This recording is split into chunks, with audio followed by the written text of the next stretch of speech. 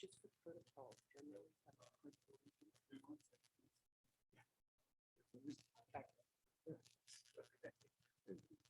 Yeah, that'll give us the formal start. So,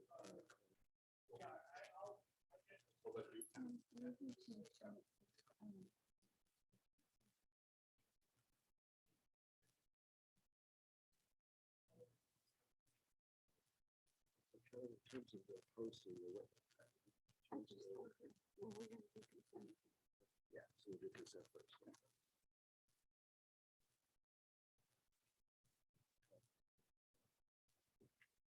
Thank you.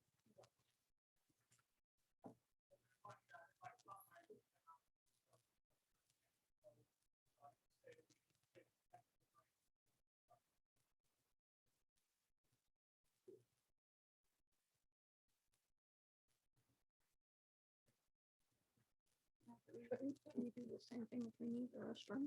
Do we do the same thing if we need the restroom? Oh, just signal that. Oh, there's Sherry. It's not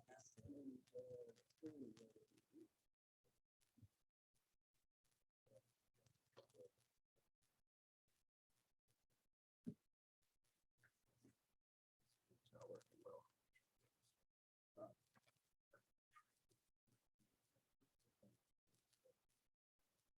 Yeah. We may have to.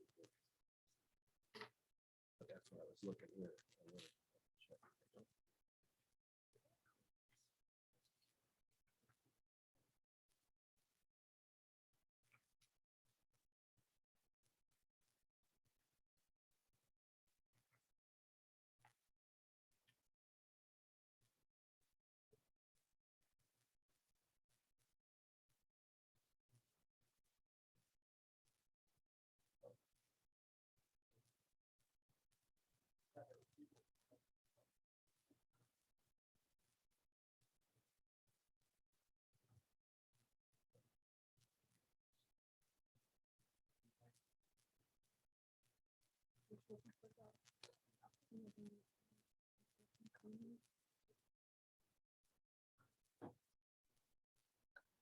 How's it going, Tim? Here it is. Super duper. How are you? Kind of up to us. Fantastic. It's budget season, so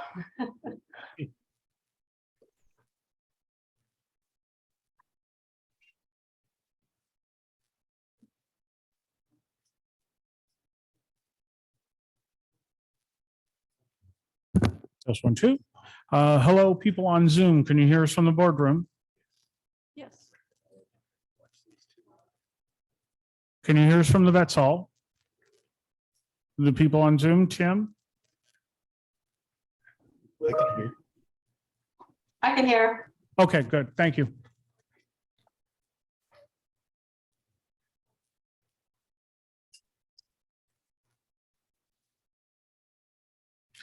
All right, Mr. Chair, we are 12 minutes.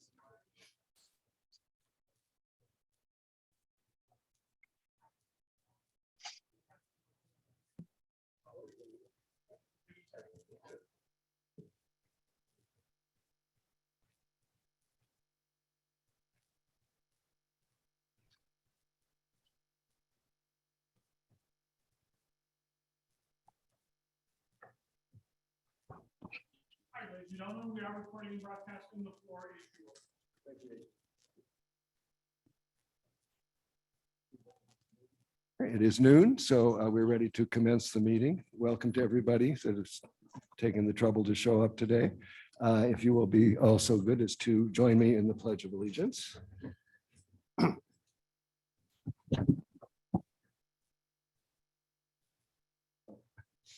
pledge allegiance to the flag of the United States of America and to the republic for which it stands, one nation, under God, indivisible, with liberty and justice for all.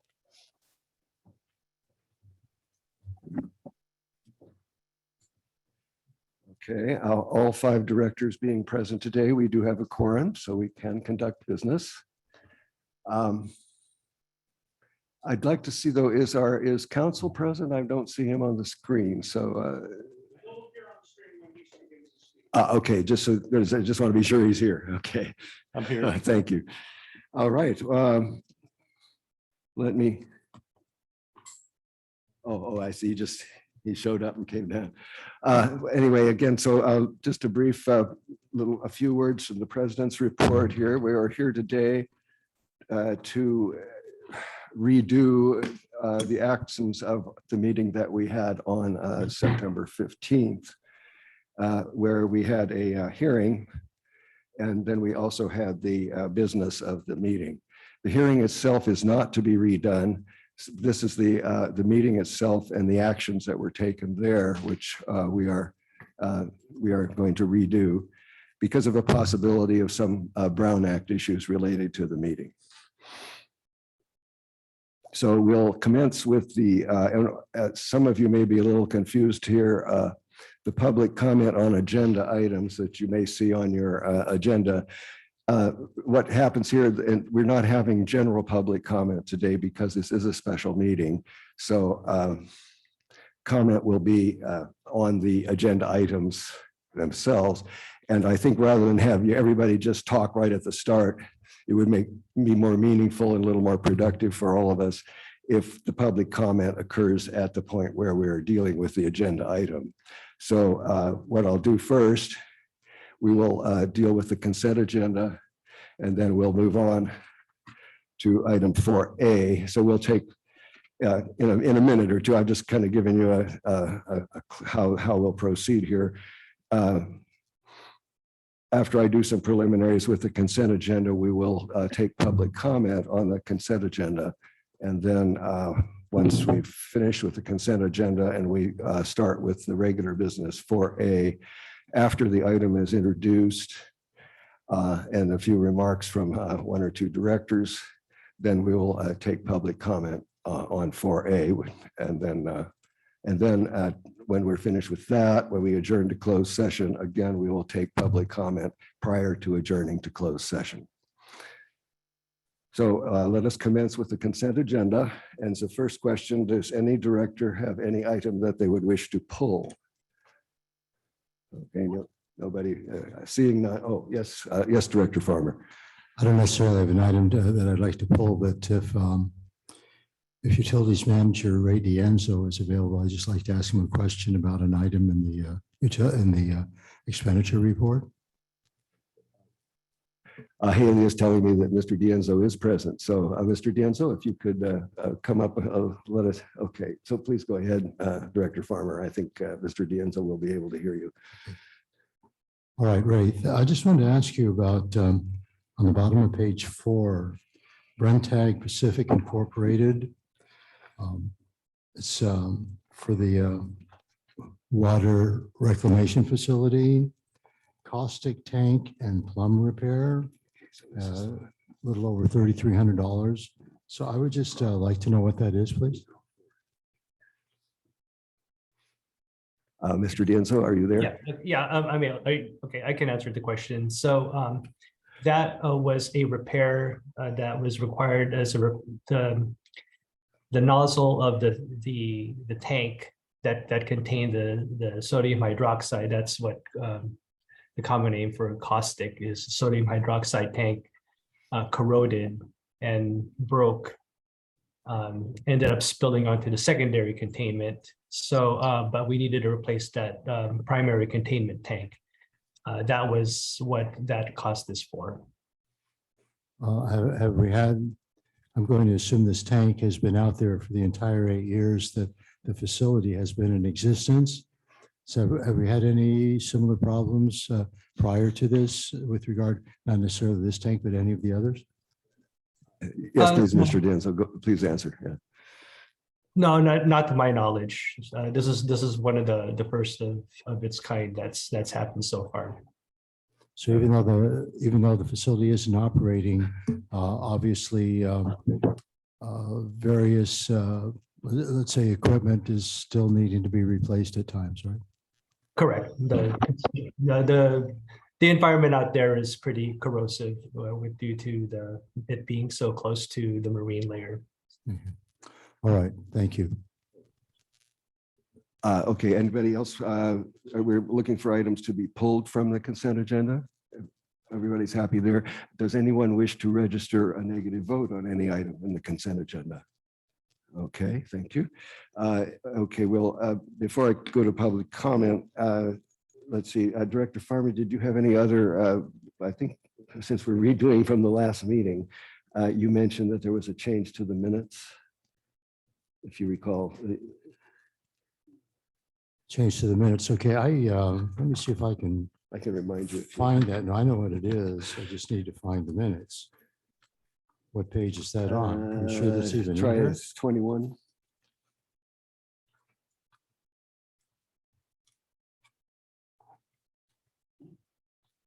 Here we are. 3B.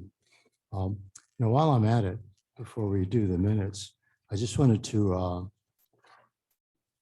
basically what I wanted to say with regard to the minutes is that under regular business on page 23 and also on page 22, under public comment, it has been changed because if you remember on the 15th, everybody on public comment on page 22 under number 4 was listed as Cambria residents, when in fact it's probably only Elizabeth Rettenhausen is a full-time resident of Cambria, Laura Swartz and her husband Crosby are part-time residents, and everyone else is not a resident of Cambria. So that's been corrected.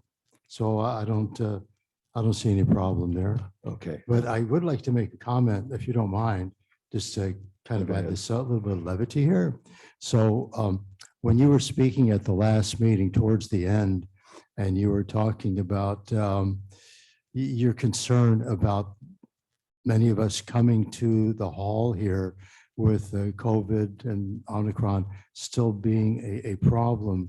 So you alluded to requiring directors and members of the public to endanger their health, quote, who may be immune compromised or very ancient and don't wish to take that risk. So I just wanted to state that, the pyramids in Egypt are ancient. The Parthenon in Greece is ancient. Folks who live in Cambria just have a few years on them. So I just wanted to make that correction there. Thank you. Yeah, thank you. I don't think any of us are as old as the pyramids yet. Okay, I have one minor correction on page 29. This is regarding the issue of the R&I committee being tasked to work on the matter of working with San Simeon CSD in order to on their coastal hazards response plan. The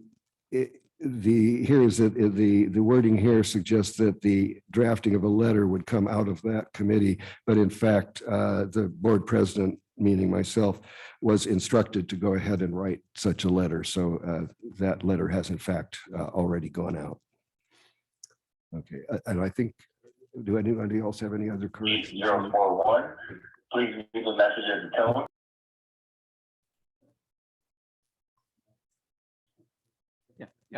Yeah, thank you, President Howell, if you can hear me.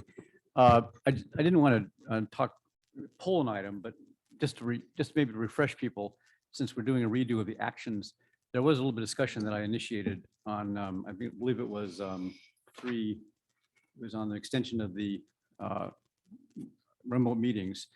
And just to reiterate the action that we took, we approved it 4-0, but I did, and I think President Howell was with me on this. We are going to look at strategy for in-person meetings going forward. And of course, today is an example of one way to do it. So just so people know, we aren't just sliding along and every month just doing the same thing over and over again. Thank you. Thank you, Director Gray. Yes, that is going to be a topic for a later discussion. Yes. Okay, I think we're ready then to vote on the consent agenda. Do I have here a motion to approve? Okay. Director Stidel And beat you to the I punch. second, Okay. and I second. It's been moved by Director Stidel, seconded by Director Gray to approve the consent agenda with the corrections as indicated in the minutes. Do we have any additional debate? Seeing none, we're ready for the roll call. So Ms. Riedel, would you be so good?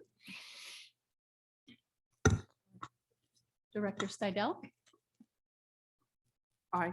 Director Stidel, aye. Director Gray, Aye. Director Gray, aye. Director Farmer, Aye. Director Farmer, aye. Vice President Dean, aye. Vice President Dean, aye. And President Howell. Aye. President Howell, aye. Motion passes unanimously 5-0.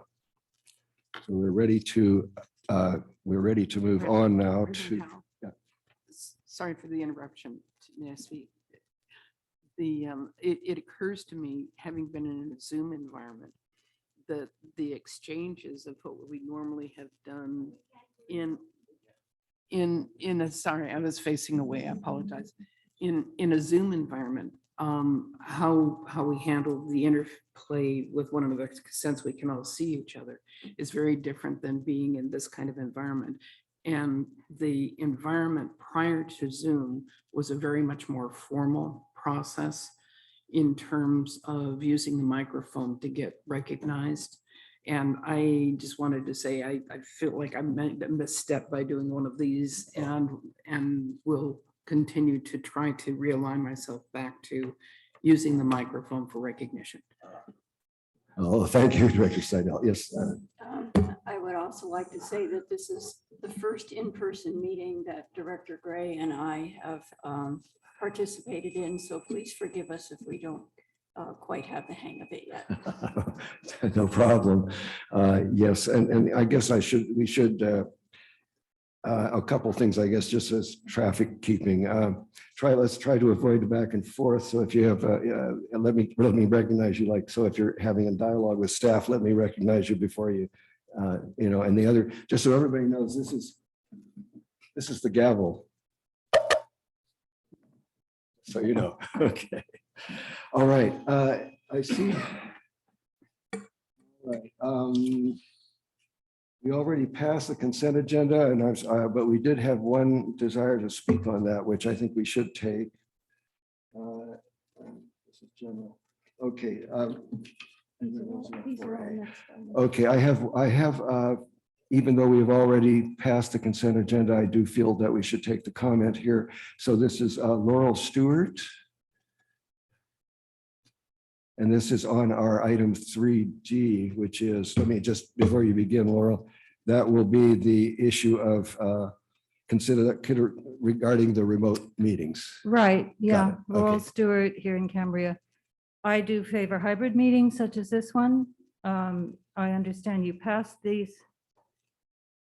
In the last meeting, you already passed the declaration of state of emergency and the decision to continue teleconferencing, and you're just repeating that vote. So why are we meeting like this now? This is an exception to what you passed last time. Okay, I can answer you, but I want to be sure you're finished. All right. We've already heard from 2, possibly 3 of the directors. I'd like to hear comment from everyone. If you agree with the statement in 3C, the declaration of emergency status, and if you agree with the idea that teleconferencing should go forward. What is your position? What are your thoughts on the matter? What better serves the public? Thank you, Ms. Stewart. To answer you, we are in person today because we are taking the position that the actions that we took at our last meeting were invalid.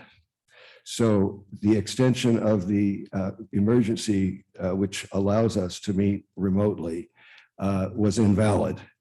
And the previous extension, they only go for a month. Each month we do this. So we did not have an active resolution declaring a state of emergency because what we did on September 15th, we are redoing. So that is why we are here today, as opposed to being all on the Hollywood squares, has to do with that. The broader question that you're asking, having to do with how people feel about, I would like to get that answer, but it really isn't in order for today. Yeah, I don't think that we can take it, since it's already been voted on.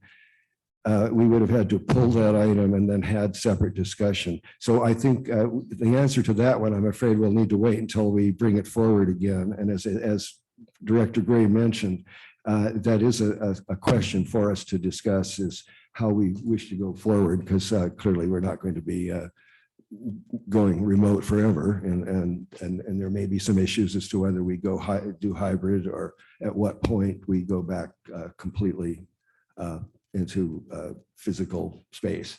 So that will come up, and I can't tell you exactly when, but it would be probably within the month or so. So between now and yeah, I don't want to make a promise because I don't know what else is coming in front of us, but it is something that's kind of high on the list, and each month that goes by, it moves up as we go forward there. So thank you, Ms. Stewart. The other thing I'll do, even though this is not strictly in order, but again, this is the one. Oh, here we are. I have two speaker slips for general comments. Now, if I really want you to understand that I'm doing this, I do not have to. General comment is that is for items that are not on the agenda, is not in order at this meeting, but with permission of my fellow directors, if I hear no objection, I will take these two public comments. Do I hear any objection? Okay, seeing no objection, we will do some general public comment. The first will be Barbara Roche, followed by Tina Dickinson.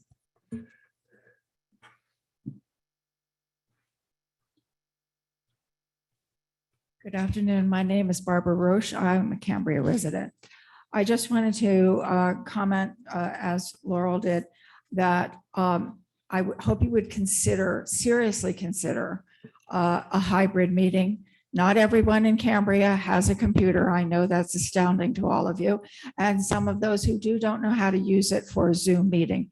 And it is, considering that I saw the sound was out of sync, it's difficult to watch.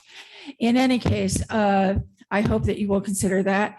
The second thing about the meetings that I would like to address is that they are held at 1 o'clock. They used to be held in the evenings and everybody could come. People are working at 1 o'clock and they cannot attend your board meetings. Therefore, they are not really open to the public because the public is otherwise engaged during that time, or a good portion of them. So I would like you to consider going back to the later in the day meetings, that I realize that's going into your time, but certainly if you're having a Zoom meeting, perhaps it's not quite as onerous on you as it might have been. It might be if you are in person. So I would appreciate that. And the other thing is, I'd just like to make a general announcement, if I might, regarding a notice I got from this county, a notice of tentative action.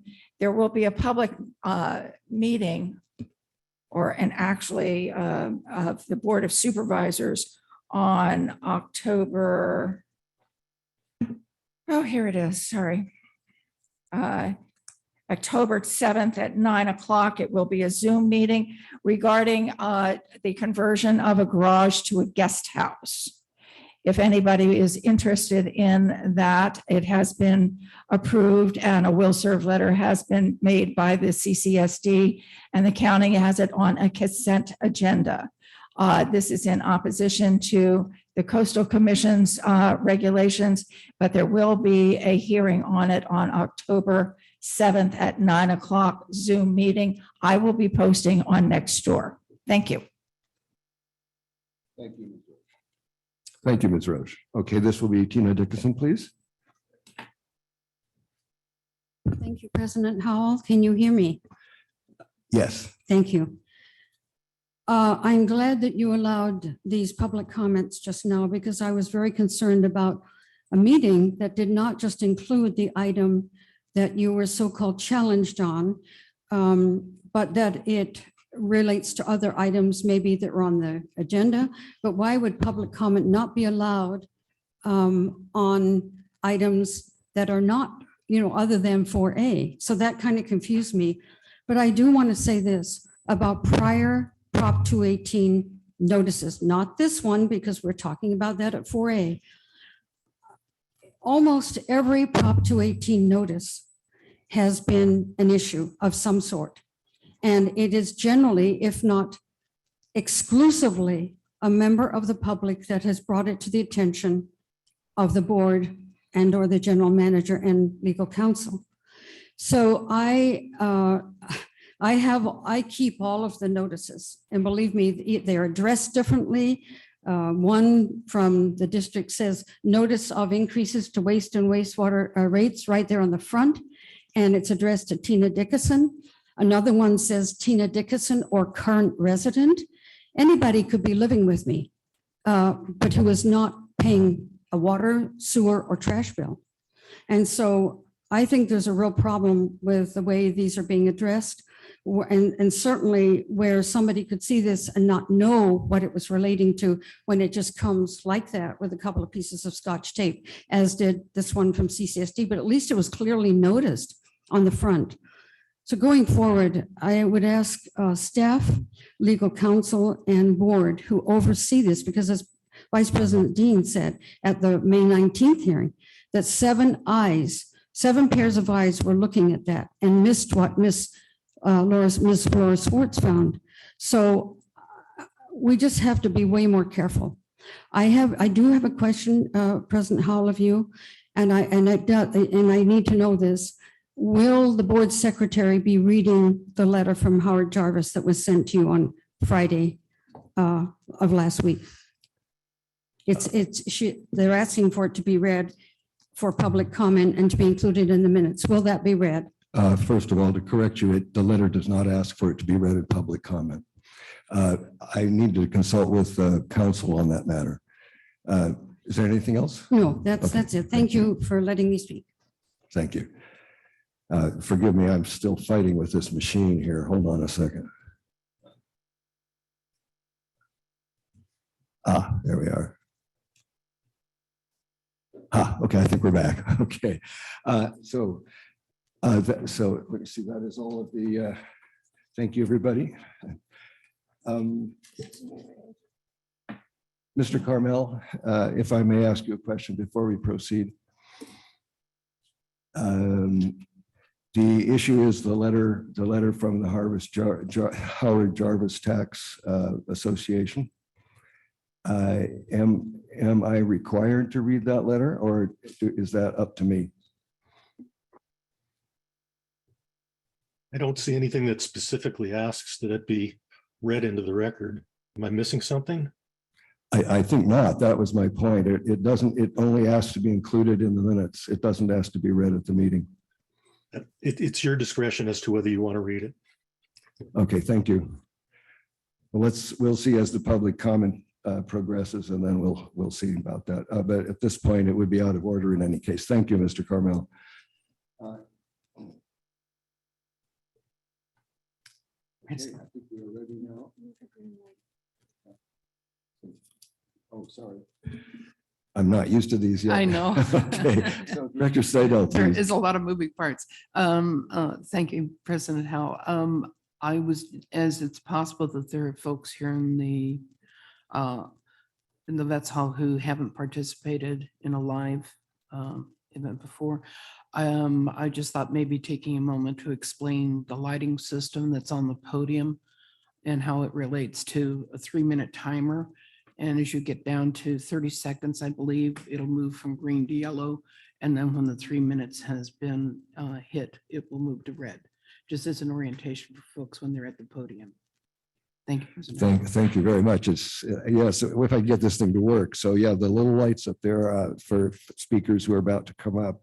The yellow is kind of the wrap it up, and then you'll get the red, which means that you're at your 3 minutes.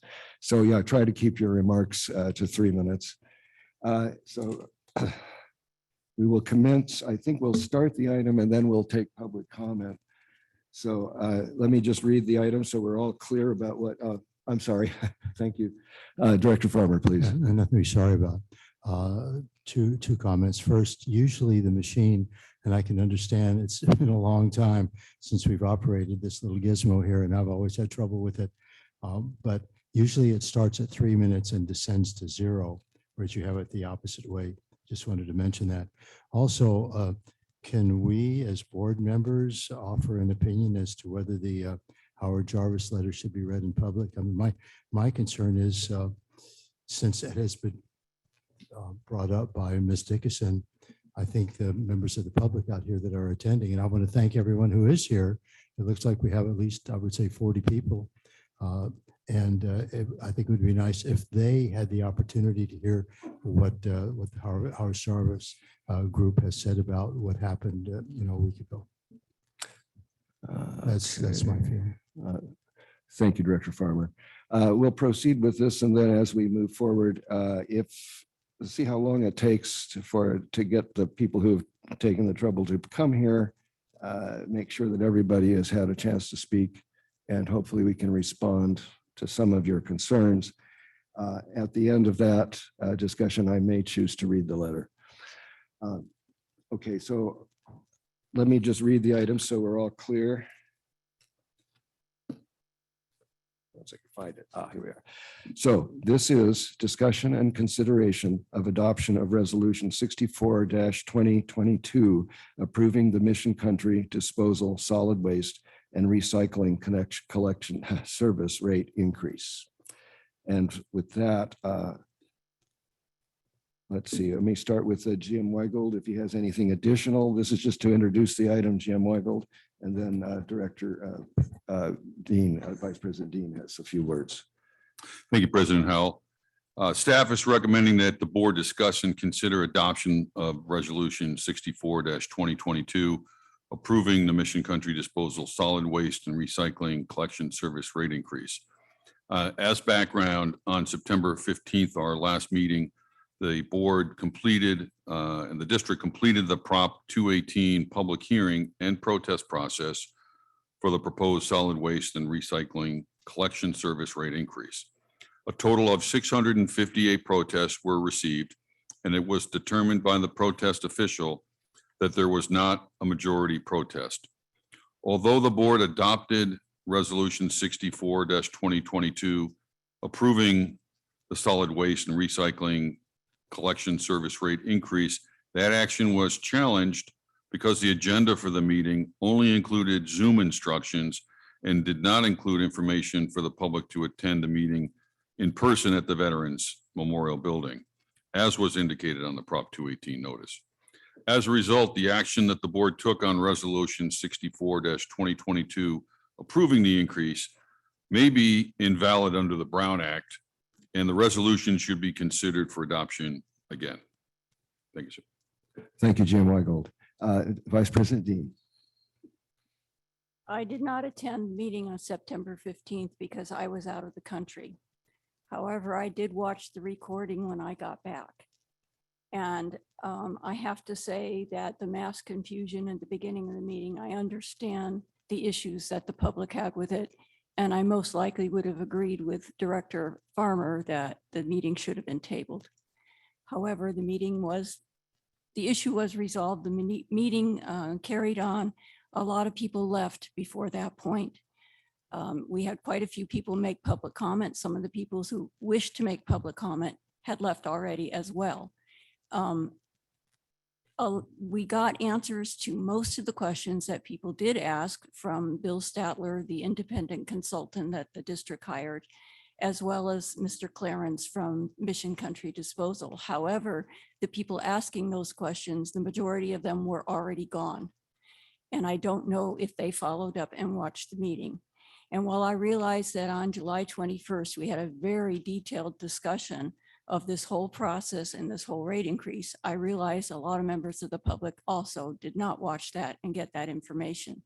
So I want to make sure today that everyone who wishes to speak has the opportunity to speak. I listened to all of the public comments that were in that recording, and I realized the issues that people have. I would ask, with the president's permission, that when we receive all of the public comment today, that Mr. Clarence and Mr. Statler repeat all of those explanations that they gave that the public might not have heard. So I just want you to know I'm listening to you. Thank you. Thank you, Director Dean, Vice President Dean. Okay, we'll commence with public comment. We've got so far 1, 2, 3, 4, 1, 2, 3, 4, 5, but I hope that anyone else that wishes to speak will feel free. But it would be nice if you fill out a slip just so we can keep track of what we're doing here. First will be Howard Valens, followed by Michael Thomas.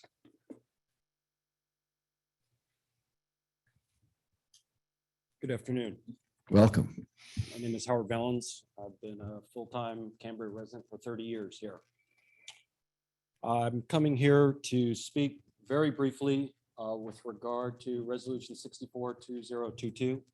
I would ask that you consider a few issues before casting what appears to be a revote or a final vote on that particular resolution. I have taken an opportunity to look at the Mission Country Disposal Rate Review prepared by Mr. Statler.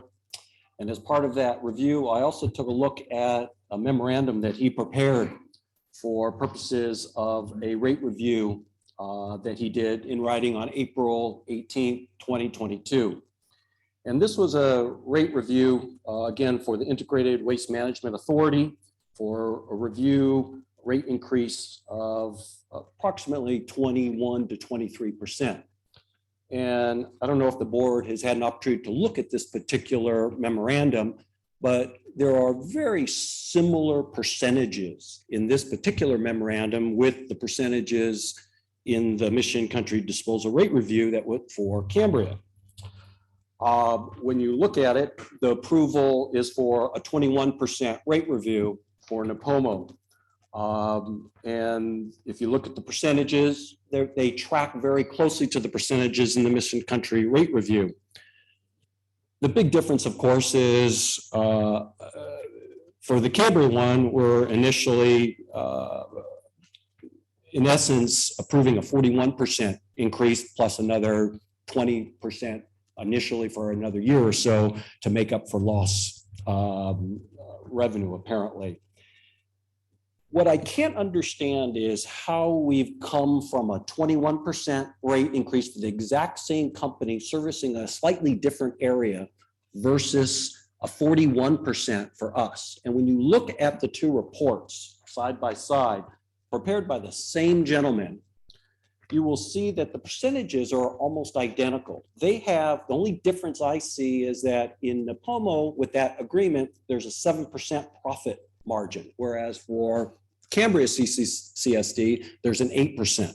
But when all is said and done, the exact same line item costs and expenses that are being asked for in this memorandum track fairly close. So if I saw these percentages that this particular gentleman, I wouldn't be here. I would accept a 21%.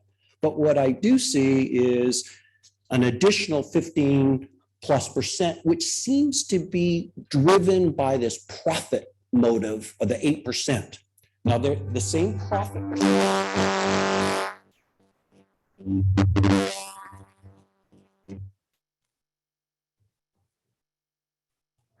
I honestly don't know what that was. Please go ahead. So the same profit issue is driven by both of these local communities, Napomo and CCSD. I don't see this 1% profit as driving an additional 15% on top of the 20% that is incorporated within this proposal. So that's one thing I'd like to get an explanation, or at least have the directors take a close look at this particular memorandum that the same consultant drafted. And the red means my time is up. Can I make one other just real quick comment and then I'll move on? I understand time is very limited. I also took a look at the League of California Cities, and they have a publication here, and it is entitled Trash Talk, Solid Waste and Recycling Costs on the Rise in California. And just I'd like you to consider, the heading here says more than 7 out of 10 cities anticipate a 1 to 20% rate increase. There is no mention anywhere in here about anywhere of 40 or 60%. And then finally, there is another publication that came out for this particular, the California cities. It says AB 1985 has been signed into law, giving cities more time to comply with organic waste procurement requirements. And that was as of September 21st, 2022. So I'm questioning whether these rate increases that we're pushing through can be deferred in light of Governor Newsom's signing of this particular law. Thank you very much.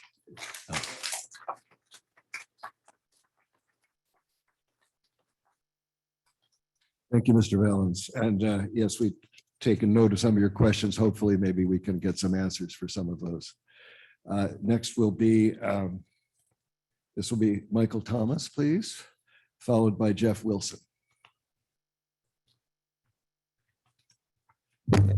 Thank you, President Howell. I just want to comment on the manner in which such matters come to the board for decisions to be made. On matters that have significant impact to Cambria ratepayers, I would like to see the GM bring to the board the range of alternatives that will be considered and the basis upon which those alternatives will be evaluated well before the final date for making those decisions. And at that consideration of the range of alternatives to be considered, the public should have opportunity to input. And at that point, the board would provide direction to the GM to ensure that the range of alternatives to be considered and the evaluation that will come back truly satisfies the needs of the community.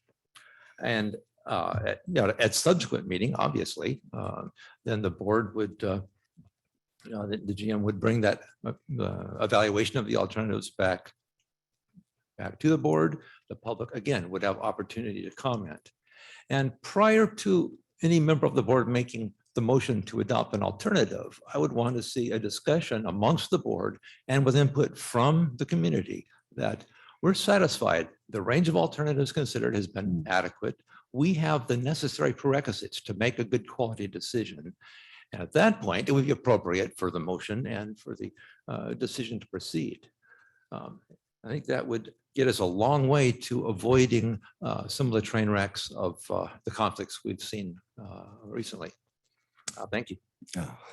Thank you, Mr. Thomas.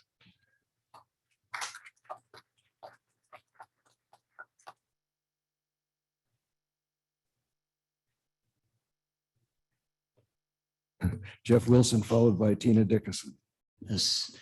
President Howell, board, thank you for firstly conducting this meeting. Really appreciate the opportunity and follow-up. My comments are really going to be threefold, and I hope they're all appropriate to the specific subject. If not, please direct me. First off, what I'd like to say is that I was here at the Vets Hall on the 15th. And I think it's important for you all and anybody that's here that was not here on the 15th to understand that first hour was really a travesty. I've never experienced anything like that from a public governance standpoint, and I'm not blaming you, but I just want to say, Mr. Weigold, with all due respect, I felt an incredible amount of disrespect for my voice and the ability to have my voice heard in this environment. And that was very troublesome for me. And I'll state that flat out. It was an hour in which there was complete, utter lack of common courtesy displayed for all of us here. And there were probably 60 of us here. And I believe all of us felt that. We deserve that respect as part of the community and citizens here. And I do want to call out this young woman here. She was an absolute measure of composure and kept things calm. And I just like to say thank you to you for that.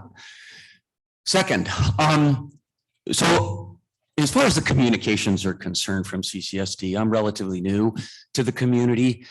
I follow our mail, I follow email, I'm on social media.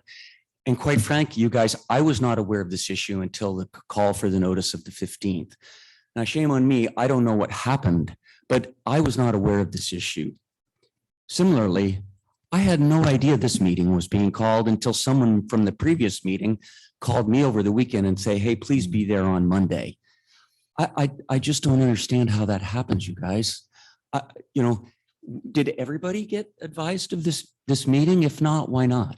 So there's a part of a process there, just in terms of community engagement and communication, that feels to me it could be improved significantly. Specifically then to this issue, and this is my last item, is I think similar to the gentleman who first spoke, understanding the broader financial context in which this is occurring upfront, early on, the proper financial analysis and comparative sort of data is gathered about what's going on in other communities. I happened to look just at Cayucas, and I found, and it's inexplicable to me, at least from what I could see on the website, the percentage increase is the same, but the rates for Cayucas are significantly different. For Cayucas, significantly lower than they are for Cambria. I don't understand that. Why? So those kinds of things. And one last thing, and I'm done. I mean, this clearly touched a chord in the community. Anything that is going to raise, a cost to us by 40 to 60% is going to touch a chord. It seems to me that part of the process is, as the gentleman is, what are the financial implications? What are the alternatives? And how can we as a community be engaged in that and provide informed and educated feedback to you to make an informed and educated choice that benefits our community? Thank you.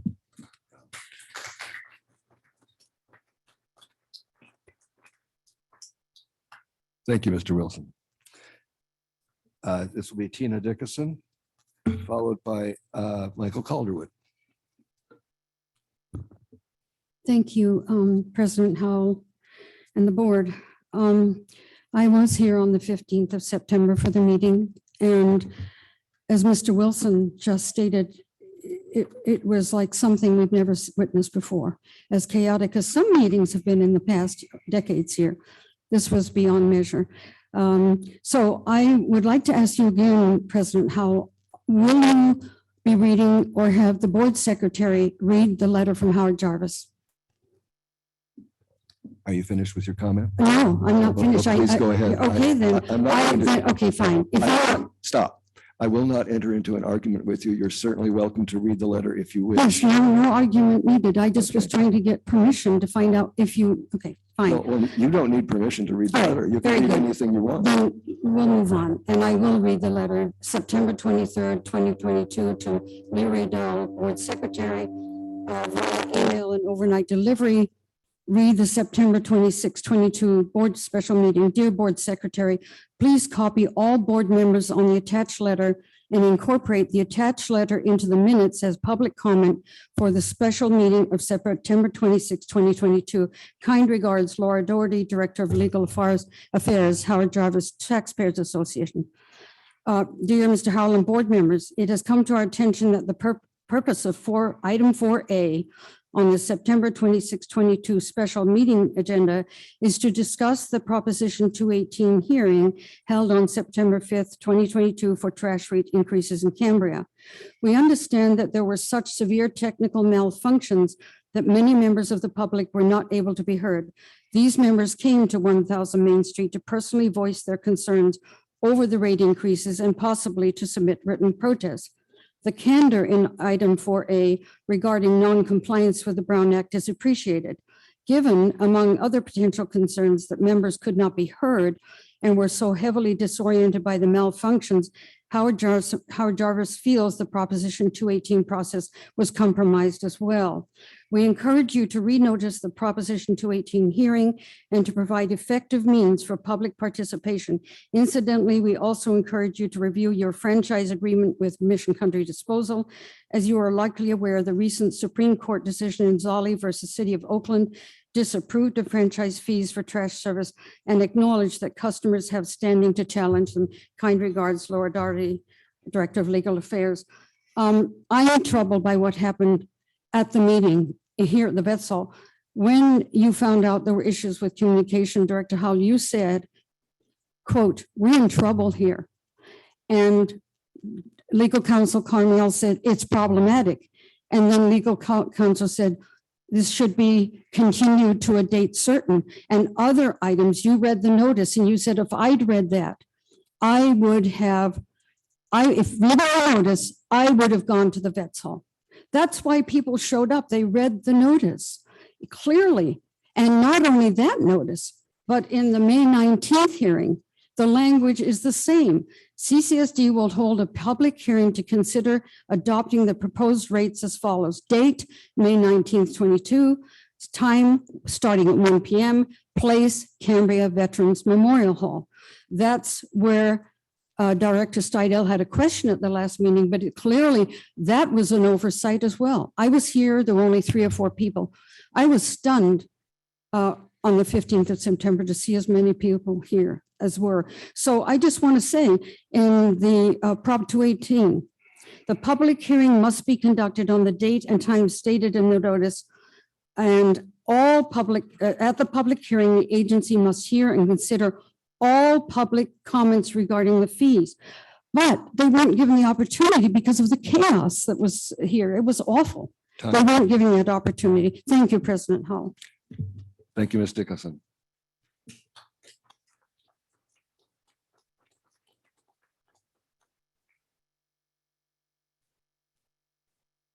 This will be Michael Calderwood, followed by, can you read this?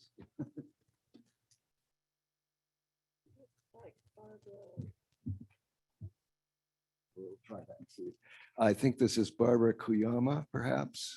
Does that make, okay, but Michael Calderwood first. Welcome, Mr. Calderwood. Wait a minute while I get this thing working here. All right, we have Please. green, we're a go. Good afternoon, nice to see everybody again, live and in person. A couple of thoughts, you know, I did protest this rate increase and have gone through all the data from both sides, heard all the arguments, and still stand by my protest for a lot of the reasons that were expressed. Having said that, one thing that is very troubling to me, it's something I think that needs to be addressed. Transparency, communication, all of the things that make our world go is a shared responsibility. I am amazed at how often I see, hear, or read things that are just not based in fact. Not just not based in fact, but not based in knowable fact.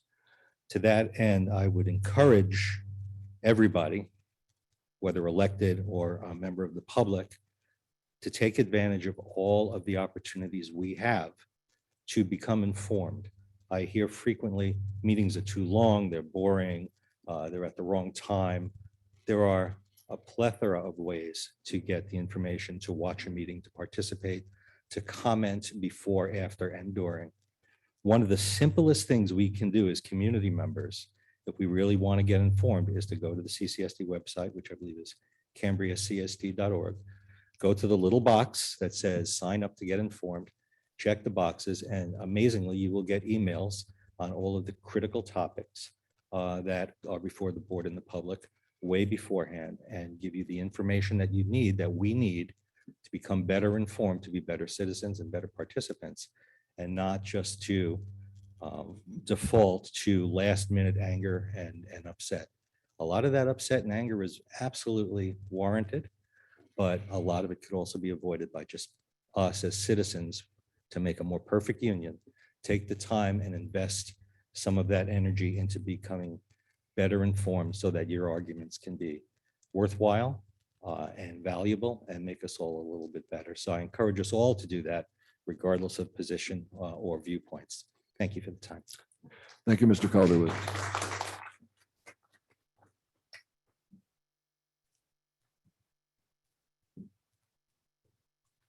Yeah, Barbara Cleo Cooper, sorry, Barbara Cooperman, please. And don't start till I get you set up here. Okay. Good afternoon. There we are. Hi, I've been a resident here for 20 years, and I only have a couple of comments to make. The first comment is that at any point during the raise of our rates, did anybody actually sit down with the coastal trash people and try to negotiate a lower rate? Did at any point, did you try to negotiate a lower rate in person with them. You took the comments of this gentleman that gave you the reports and you didn't listen to him. You'd look at the other places, look at the other cities in the county. They're all lower rates than we are. And it's amazing to me that our CSD director, the one that gets paid, I don't think that's you, sir, the one that gets paid makes more money than the SLO County guy or any of the others. It was published in, I believe it was the Tribune a couple of years ago. The rates and it's just out, it's mind boggling, people. I'm on Social Security and they said, oh, we're going to give you a raise. It was 2%. I think I saw $2. So you're going to just kill us old people up here. We're going to have to move. I mean, it's just terrible. Your rates here and your trash rates are just exorbitant. So anyway, I'm just saying that it's not in tune with the other cities in the county. And you need to sit down with these trash people and actually try to negotiate a better price. Thank you.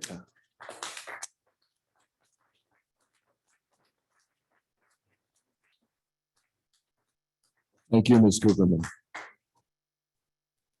Okay, we now have Laurel Stewart, please. And don't start till I get you set up here. Okay. There we go. Okay, thank you, Don. I would just kind of call into question this statement in the resolution. It should be noted that the agenda mistake did not affect the Proposition 218 process, and that everyone who could file a written protest was provided with timely written notice, which included references to both the Zoom instructions and attendance at the Veterans Hall, pursuant to the Proposition 218 requirements. But if those people presumed, as they had every right to presume, that they would be able to make comments in other format, why would they submit a written request? So no, I don't think that flies. Thank you, Ms. Stewart. Actually, oh, Haley. Let me respond and then I'll come over there. Except now I forgot what I was going to say. Oh, well. It can't have been very important. It was Ms. Stewart raised an issue that I wanted to just briefly touch on, but for some reason it's gone. So yeah, Haley, so I think we have, so these are from folks out. Okay. Can she hear you? Hello? Yes, Ms. Doherty, welcome. Hello. Oh, thank you. Thank you very much. I'm glad this worked. I just hit the raise hand button and didn't know if I'd get through. Is it okay to go ahead and speak? Oh, please go ahead. I'm just starting a timer on you. I'll let you know when you get to about 2.5 minutes. Oh, okay. I don't know if I'll even take that much time, although maybe I will. Well, first, I'd like to just say, I'd like to make a note that when we sent our letter and we received an email confirmation back, we were told it would be read into the record. So I just want you to know that that was stated to us by the board secretary in an email. But Ms. Dickinson has already read the letter, so it has been read in. What I really wanted to add, it actually adds to what Ms. Stewart just said. The Proposition 218 requirements do include listening to verbal comments. In fact, there are 2 Supreme Court decisions that say exactly that. And those are called Plantier versus Ramona Municipal Water District and Hill RHF Housing versus City of Los Angeles. So I would really encourage you to look to those 2 cases. They specifically say that the meaning of the word consider in Proposition 218 is more than simply counting the written protests. So that's why we're concluding that the Proposition 218 hearing on the 15th was defective. And we strongly encourage you to have a new hearing, make sure everyone can be heard. It's not just the written comments, it is the verbal comments. And that's all I have to say. As long as I can be assured that my letter is included in the record, that's all I have to say for HJTA.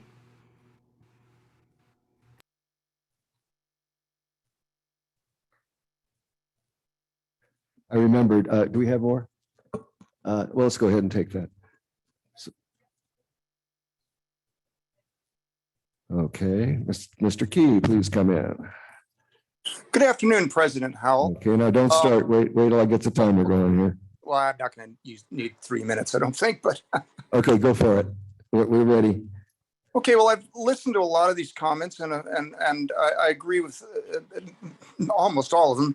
Let me just say this: this rate increase is really really onerous, and if we end up being saddled with this particular rate increase, you know where my heart lies. My heart lies with the climate and the environment. And doggone it, if they're going to raise the rates this far, we need some kind of assurance that this company is going to start to respond to this climate crisis by using CNG powered trucks in our area. And doggone it, if they need to create a CNG refuel station further north in North County, then that's just the cost of doing business. Because every group and institution and district and what have you is going to need to start responding to the climate emergency, or we're all going to perish. So all I can say is if we end up getting saddled with this gargantuan increase, then somewhere along the line, and I don't know how you do it. I mean, obviously they can't immediately snap their fingers and run CNG trucks everywhere, but doggone it, we need to be insistent that this company not only picks up our garbage, but doesn't leave garbage behind when they pick up our garbage. So that's about all I have to say. And I do think that, many of these comments, this 218 thing has been most difficult and frustratingly so. So I hope that this web can be detangled, and in the interim period, doggone it, insist on this company moving forward into the next century. Thank you very much. Thank you, Mr. Key. So, Haley, do we have anybody else? Okay. I have another speaker here. I'll save my remarks till later. So Mr. Warren Goebbels.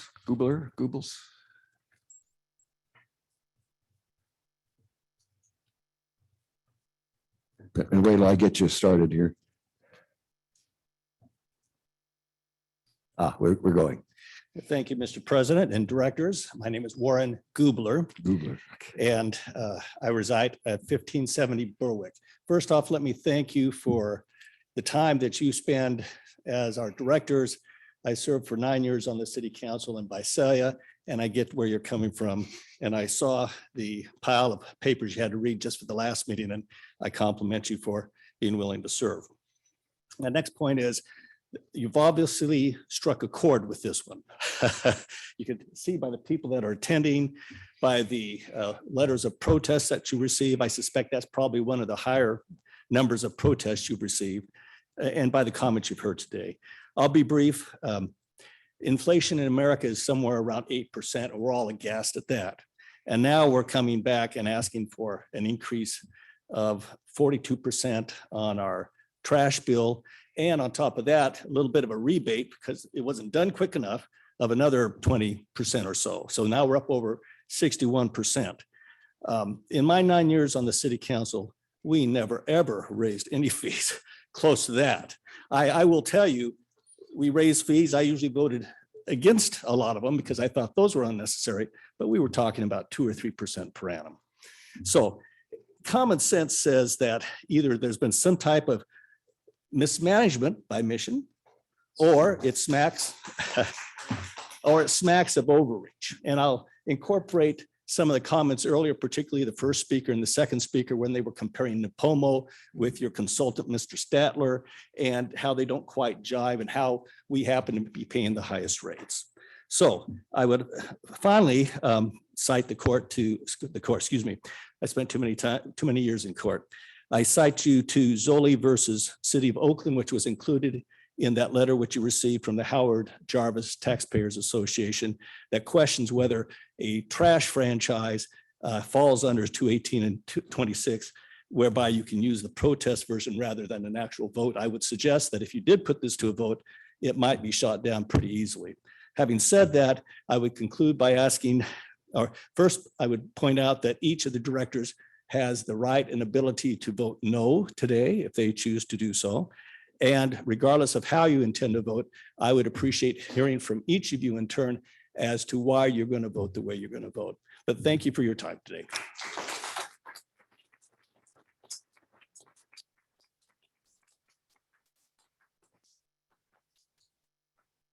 Thank you so much. And we have anybody else wanting to talk here? Haley, do we have anybody out there? Okay, anybody here? I see some written comment. And yeah, please come forward, and announce yourself and so our minute keeper knows who you are. Hi, my name is Joanne Dean Freemeyer. I reside at 664 Canterbury Lane, Cambria. And I'm sorry I'm late to the meeting. Missed everybody else's comments. But my first question was, did you do a count of the written proposals? And what was the amount of that? Okay, I can answer that. We do a count. And at the close of the hearing, there were, I believe, 658 protests. Now, for the protest to succeed, there would need to be over 2,000. Right. Okay, well, I was one of the ones who put in a written protest, and my backstory is that I just moved here a little over a year ago. I've always lived on rural properties. I've dealt with my own garbage, had composting, recycling, maybe produced 1 can of garbage every 3 months, which I took to the local transfer station. And so first off, being hit with when I moved here that I would have to take mandatory garbage. Well, they told me it was $25 a month. I said, well, that's not bad for the convenience, So I've been willing to pay that since I've been here. And I can see the good reason for it, which is, I guess, it prevents people from dumping their garbage out in the country. So, but now, to hear about a 60% raise just is kind of shocking to me. And so I'm protesting. Thank you. You're welcome. Thank you. Okay, I see another hand, 3 rows back with the mask. President Howell, if you don't mind, I'd like to ask Joanne. Excuse me. We're not going to engage in back and forth at this point. No, I just wanted to get her full name, Mr. Oh, I'm sorry. Yes, could we didn't really get your, Ms. Riedel, could you get her name? Yeah, she's writing it down. Thank you. Yeah. Okay, go ahead, please. Hi, I'm sorry. I really didn't plan on speaking. Let me start the timer. Okay. Hold on. I want to give you your full 3. We're good. Okay, I didn't really plan to speak, but my problem is we moved here 3.5 years ago, and I'm on Social Security also. And my husband never protests anything, and he wrote to you because 62% was outrageous. But what I don't understand, there's no other, could we just pick up trash every other week?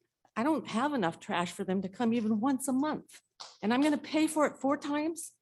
And I guess I read somewhere, and this is my biggest question. Can we refuse it? Can we just not pay for it and they cancel it on us? I mean, we have to have them pick up our trash. I could take my trash to the dump about every 6 weeks. I tried to get smaller bins because the yard waste bin, I tried to make it smaller. They said, no, we don't give them any more out anymore because the big ones fit the trucks better and the little ones get broken or whatever. So give us all bigger trash cans and come twice, not 4 times a month.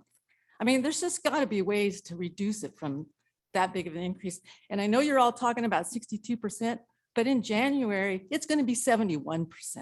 In February, it's going to be 71%. In March, it's going to be 71%. And April is when it might go back down. And we don't even know how much it's going to go back down for sure. Okay. So that's all I want to say is, can't there be some other way of budgeting it? And can I just go take my trash to the dump myself? Thank you for that. And did you please give your name to the secretary so that she can keep track? I live at 2689 You Sherwood. don't need to give your whole address, just that you live in Cambria. Hold on a second here. President Howell, I don't believe the woman even introduced herself with her name. All right, let's see. I have another speaker slip here. Oh, Karen Pearson, please. Hi, I'm Okay, Karen Pearson. I've been in town for 35 years and I live on Chiswick.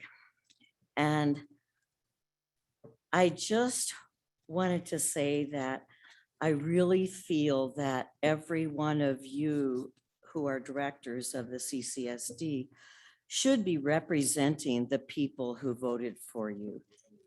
And I haven't heard anyone come up and say, gee, I really want to have this 62% increase. So what are we doing here? Are we fighting for the people who put you there?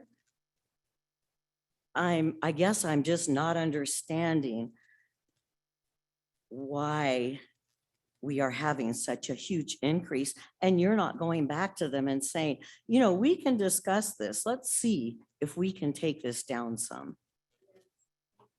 That's all. Oh, thank you.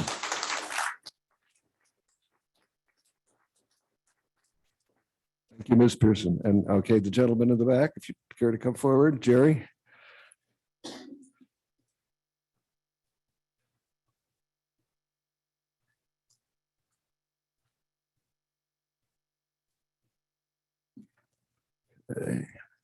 Please introduce yourself.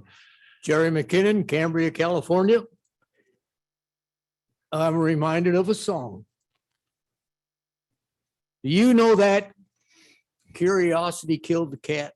Mhm. She walked away and left me flat with my curiosity. There's always a 10% that never gets the word, and maybe that's my 10%. Why do you want the money? Why? How is the money going to be spent? Multiply this times 6 per year, multiply that by the number of customers you have in Cambria, and that's got to be a lot of zeros after some numbers. So why? Now, when we consider the population of Cambria, there are many of us who are single taxpayers. We live by ourselves. The money that you are asking for is not going to come out of recreational spending. It's going to come out of some facet of our budget that's going to have a shortfall by paying this other. So rationalize, justify. As the lady suggested, we are in a democratic republic. The public is speaking to you from the heart and from the mind.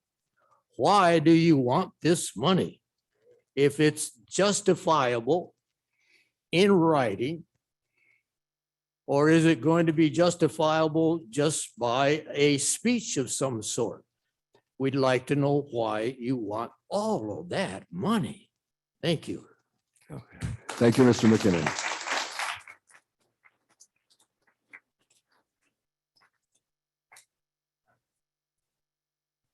Okay, Deborah Scott, please.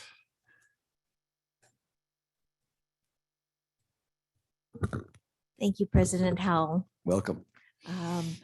Directors, I have been here throughout the process. The first time that I heard that you were considering an increase in rates, I was at that board meeting and I listened for about an hour and a half to the rationale of what was being asked. Then I listened at the last meeting that you're redoing today. During that time, I listened to the opposition. I listened to the answers to the questions. And I'm here again today to let you know that this is a huge increase. And I think It's a lot at one time. But let me tell you what I haven't heard.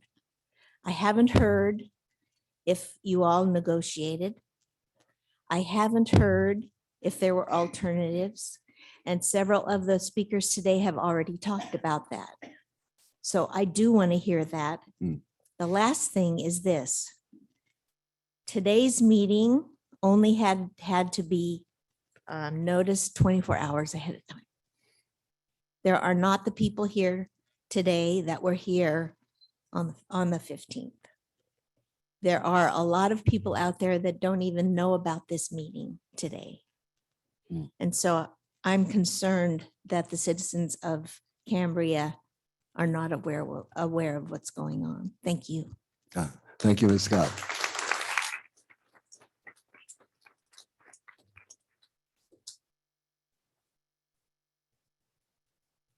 Okay, Director, I think first of all, let me make sure we're finished with public.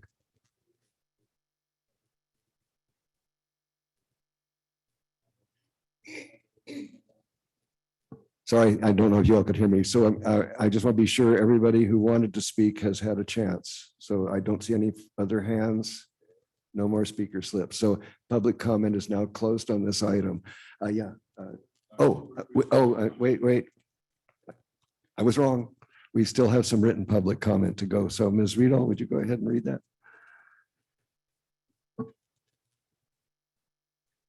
Okay, the first one is from Donald Ruiz. We are writing this letter to officially strongly object to Prop 218. We were in attendance at the meeting and hearing held September 15th, 2022 regarding trash rate increase in Cambria. The technical malfunctions on the date and time of the said meeting were horrendous and lasted for over 45 minutes. Several members of the community left the meeting as they had taken time from their days to attend a meeting that was fraught with problems, making it impossible for us to be heard and or allowed to express our concerns directly to the board. This disorganization and technical difficulties put the meeting and outcome in severe jeopardy and compromised any type of effective outcome. We are requesting and encouraging you and every board member to renotice the Prop 218 meeting in an effort to provide your constituents the opportunity to speak and communicate directly to the board, thus providing a fair and equal means of participation by all concerned. We are also strongly requesting that the board takes it upon themselves to meet with the community members face-to-face. In the event face-to-face is not an option, we're strongly requesting and encouraging this board to take it upon themselves to ensure proper equipment and a means of communication that is in optimum working order so that there is not another waste of time for all involved. The next is from Mahala Burton. I am not opposed to the rate increase. I recognize Cambria is a rural community that may not have alternative waste companies to choose from, and that California, a state with 40 million people, has federal and state laws that impact the fees and are no fault of the board. The level and quality of service Mission Country Disposal provides for my home and family fulfills our needs, and I have no complaints. I do not want service reduced to bi-monthly. With the new rate increase and after the 6-month extra charge, my daily rate will be about $1.30 per day. I do not find this prohibitive nor profit mongering by MCD. I will add that any suggestion that bullying of the board or staff is acceptable behavior is nonsense and should be dispelled and never tolerated under any circumstances. And then I have public comment for item 5. So I'm just going to let you know that and you let me know how to handle that. Thank you. You may need to remind me when we get there. Yeah. All right, thank you. Okay, I see. Okay, again, I'm going to last call for comment. This is on 5. Okay. All right. So at this point, we'll come to the board and I see Director Farmer has his green light on. So let's start with him. Yeah, I'd like to make 2 comments. First, I'd like to ask Haley, how many people are also attending by Zoom?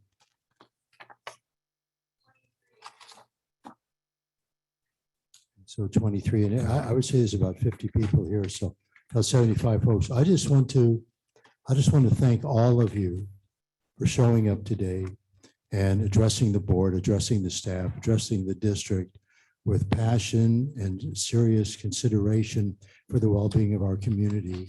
I think it's awesome. I had forgotten what it's like to be in your presence, and it's very much appreciated. And thank you so much. It's been a while because of Zoom meetings.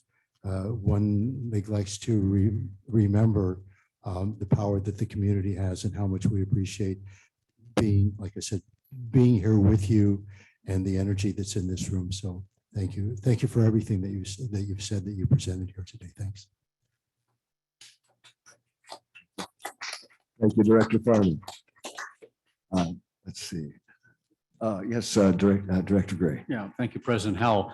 I think to follow up on what Vice President Dean was saying before the public comment, I think this would be a good time to address questions to Mr. Statler and or Mr. Claren.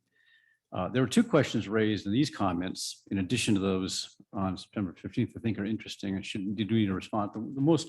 One of them, and I think Mr. Statler would be the one to answer this, would be why the increase for Cambria is significantly higher than that for Napomo. And then the other one, which may be a little simpler, but came from another speaker, why Cambria's trash collection rates are so much higher than Cayucas's rates. And of course, they were the subject of the same rate analysis. Those are two questions. Now, I'll turn it over to Vice President Dean or whoever has a record of the questions that were asked or that were raised at the September 15th meeting that also should be addressed. Thank you. And yeah, I was planning on, we'll try to move to our experts and others. I do have a few words before we do that, but let me make sure I see, let me first Director Steidel and then Vice President Dean. Thank you, President Howell. I don't know whether to take some of this other information ahead of time to have that shared out first. And I do think that probably some questions that can be answered by Mr. Statler and some of the other people whose expertise were used in looking at the data on a point-by-point basis, which is impractical, except in summary by groups that have background to do that. But there's just one thing that I want to mention to the community as a whole who's here. I very much appreciate you coming out. And I understand your angst in a lot of cases related to the kinds of pressures that we're under financially in all different vents of life. The thing that's of reference for me is you're all residential community members.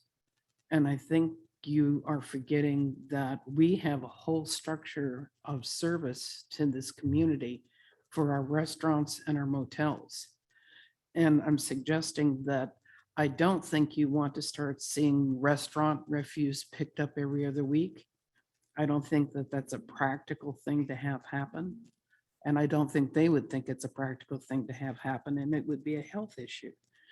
Now, the fact that that is something that probably has to be addressed on a weekly basis, then the question is, it bears the question, of course, well, if trucks are having to come anyway, does that mean that we can actually suppress different kinds of delivery services during the weeks? And I don't know the answer to that because I don't know specifically the configuration and the types of vehicles that are used for that process. But I'm just suggesting something to you that there are other issues for you to consider as a whole, as a community. Thank you. Thank you, Director Seidel. Okay, Vice President Dean. Okay, I have a couple of questions because I was trying to think of ways that we could help this community out that might possibly reduce the rates. And I know that one of the things that members of the public has asked is, can we reduce this to every other week instead of once a week? So I have some questions for Mission Country Disposal in that when you come and pick up our trash, is that truck full and you only make one trip back? If you were to do it every other week, that means you're picking up twice as much trash as you would have if you did it once a week. So how many additional trips would that mean back to dispose of the trash? And I'd also like to know if going to every other week would actually reduce our rates I think we need to know that. On the other hand, I also have some compliments for Mission Country Disposal, not related to the rates particularly, but they charge us by the size of our gray can. They do not charge us for the blue can or for the green can. They also give us twice a year community pickup, and I'm amazed at what is put out at the curb during that time, and where did all the people hide that stuff in the meantime? But anyway, I'm grateful. I'm grateful that they pick it up. And also a service that some people may not be aware of is if you change your own oil, they will provide you with the container to drain the oil with and a bag for the filter, and they will pick it up and bring you back clean filter bins and all of that. And that's a service they don't charge for. So I just like to compliment on that part of it. But then another thing is Director Gray, I believe, mentioned at the last meeting that he would like to have an ad hoc committee to work on finding resolutions for the people who can't afford these rates. And I would like to ask President Howell to allow me to work on that too, because I do have some ideas on what we might possibly be able to do for the community. So, and we're not giving up on this. I mean, I've listened to you and I know that there are issues. So thank you. Let me segue from that then. If there is no objection from the board, I'll go ahead and create that committee right now. Is there an objection? Okay, seeing no objection, I hereby appoint as an ad hoc committee to review the possibilities for reducing actions that may help to alleviate the large, the trash rates, and that ad hoc committee consists of Director Gray and Director Dean. So please go forth and do good work. I'm happy to serve in just a brief comment on please, what yes. we were doing. It's both people who have difficulty paying, but also this whole discussion is in the context of a franchise agreement, a contract that we have with Mission Country Disposal, which sets out the terms of service. Everything they do for that price that they charge is spelled out. So if there's any relief that can be obtained, it would be obtained by both if there's some subsidy for people who can't afford the bills, but otherwise it would be obtained by revisiting the franchise agreement. And I think that last was done in 2010. So it's been done now and then. They're revisiting the franchise agreement and raising all these issues about frequency of service, any number of things that might be possibilities. So that's part of the mission that we're going to be doing. So but the rate setting procedure doesn't give us much leeway. It's in the franchise agreement that we have to actually make some progress towards cutting costs. Thank you, Director Gray. You basically put the nail right on the head, which leads me to the comments that I wish to briefly make. Again, being aware of when you say a 40%, 60% increase is really quite horrific. You know, it's seldom that we see prices jump that high. So your concerns and distress is certainly understood. And for those, I mean, we're not talking, it's not a lot of dollars. It's in fact, the amount that you pay for water and wastewater is considerably higher than what you pay for trash. And while we did raise your rates on that, we didn't get nearly the blowback that we've gotten on this. And I can understand that because for two reasons. One, the size, the proportion of the increase is huge and immediately raises concern. But I think our board may have fallen down a little bit on, whereas with our water and sewer rates, we made tremendous efforts over a period of at least 2 months that I can recall of doing a public outreach, providing as much information as we possibly could to you all so you could understand what the concerns were and what the process was. And I fear that we have fallen down in that regard as far as the trash rates. And so I do want to clarify a couple of things, and Director Gray has also already pointed to one of them. We do not, as a board, We do not set those rates. Those rates are set by the trash company, the haulers. So all of this discussion about the rates and how and what to do probably would have been more appropriate in the context of dealing with the trash company directly, if there's even an opportunity. My point being, no matter what you say about how much or how much these rates are, the only action that this board can do, well, we can refuse the rates completely, which will then, Mission Country could then, because we have a contract with them, they could either take us to court or they could simply stop picking up our trash. That's what would happen. So this is not the same situation.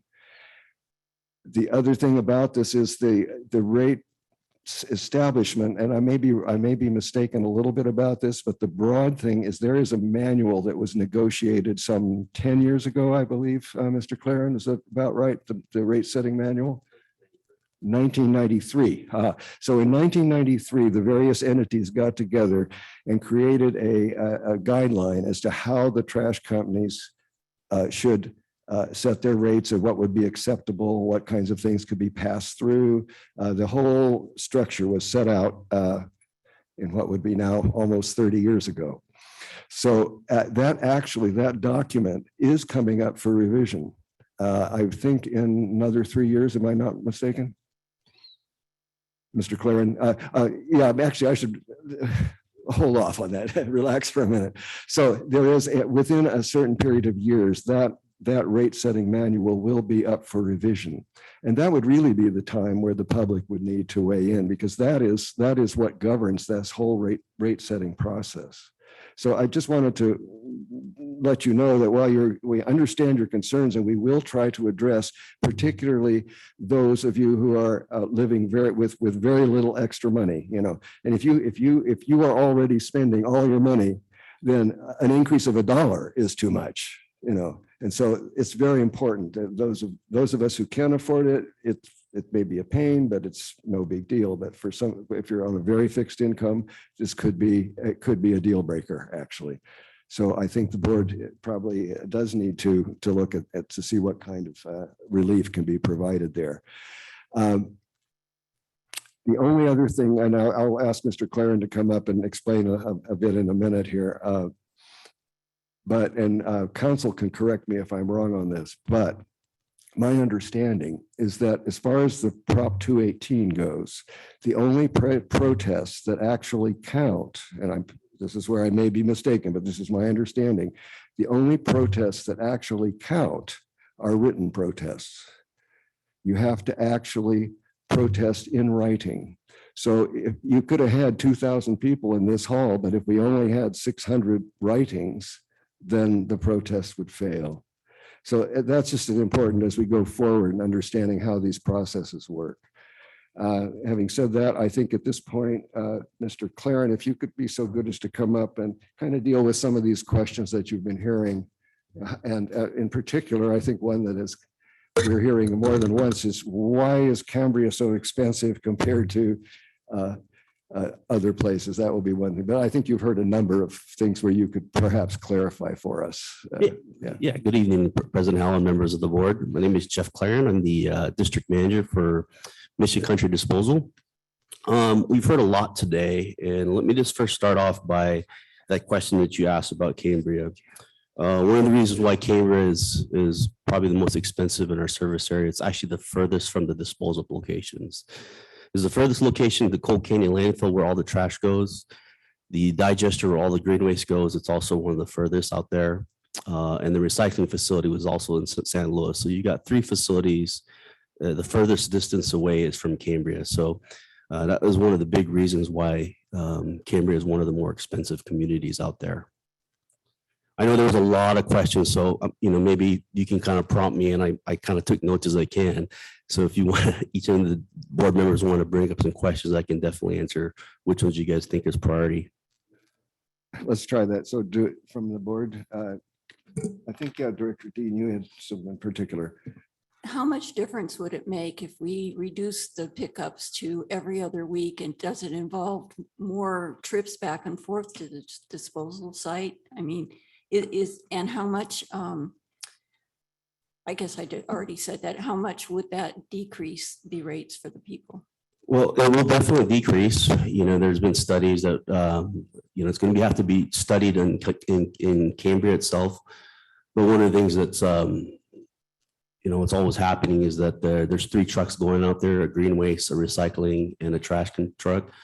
If you were able to reduce something that's every other week, we can fully pack a truck. You know, for example, like on a recycling week, you know, the truck may not be quite full and the green waste may not be quite full, but if you change that to 1 truck, it probably could be full. So it's going to be a little study to kind of figure out what we can, but there is definitely, so could be potentially things where things could be saved. Can I ask one more question? Thank you. To summarize on that whole issue then, in terms of, as we go forward, we can negotiate with Mission Country to have some kind of a reduction in service, basically, in order to reduce our rates.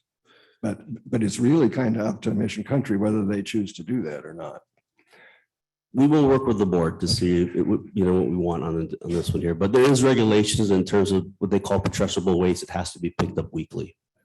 So there is a, you know, to prevent vectors and vermins from coming out, so that there is a regulation that has to be picked up weekly.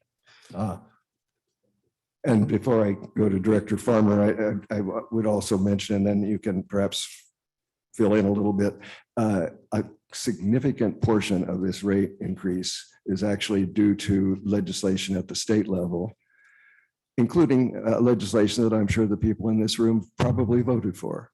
So I think maybe it might be a good idea to let folks, you know, to repeat, you know, what that legislation is and what it means for Mission Country. Right. Yeah. So there's actually part of the big rate increases. There's 2 unfunded legislations out there.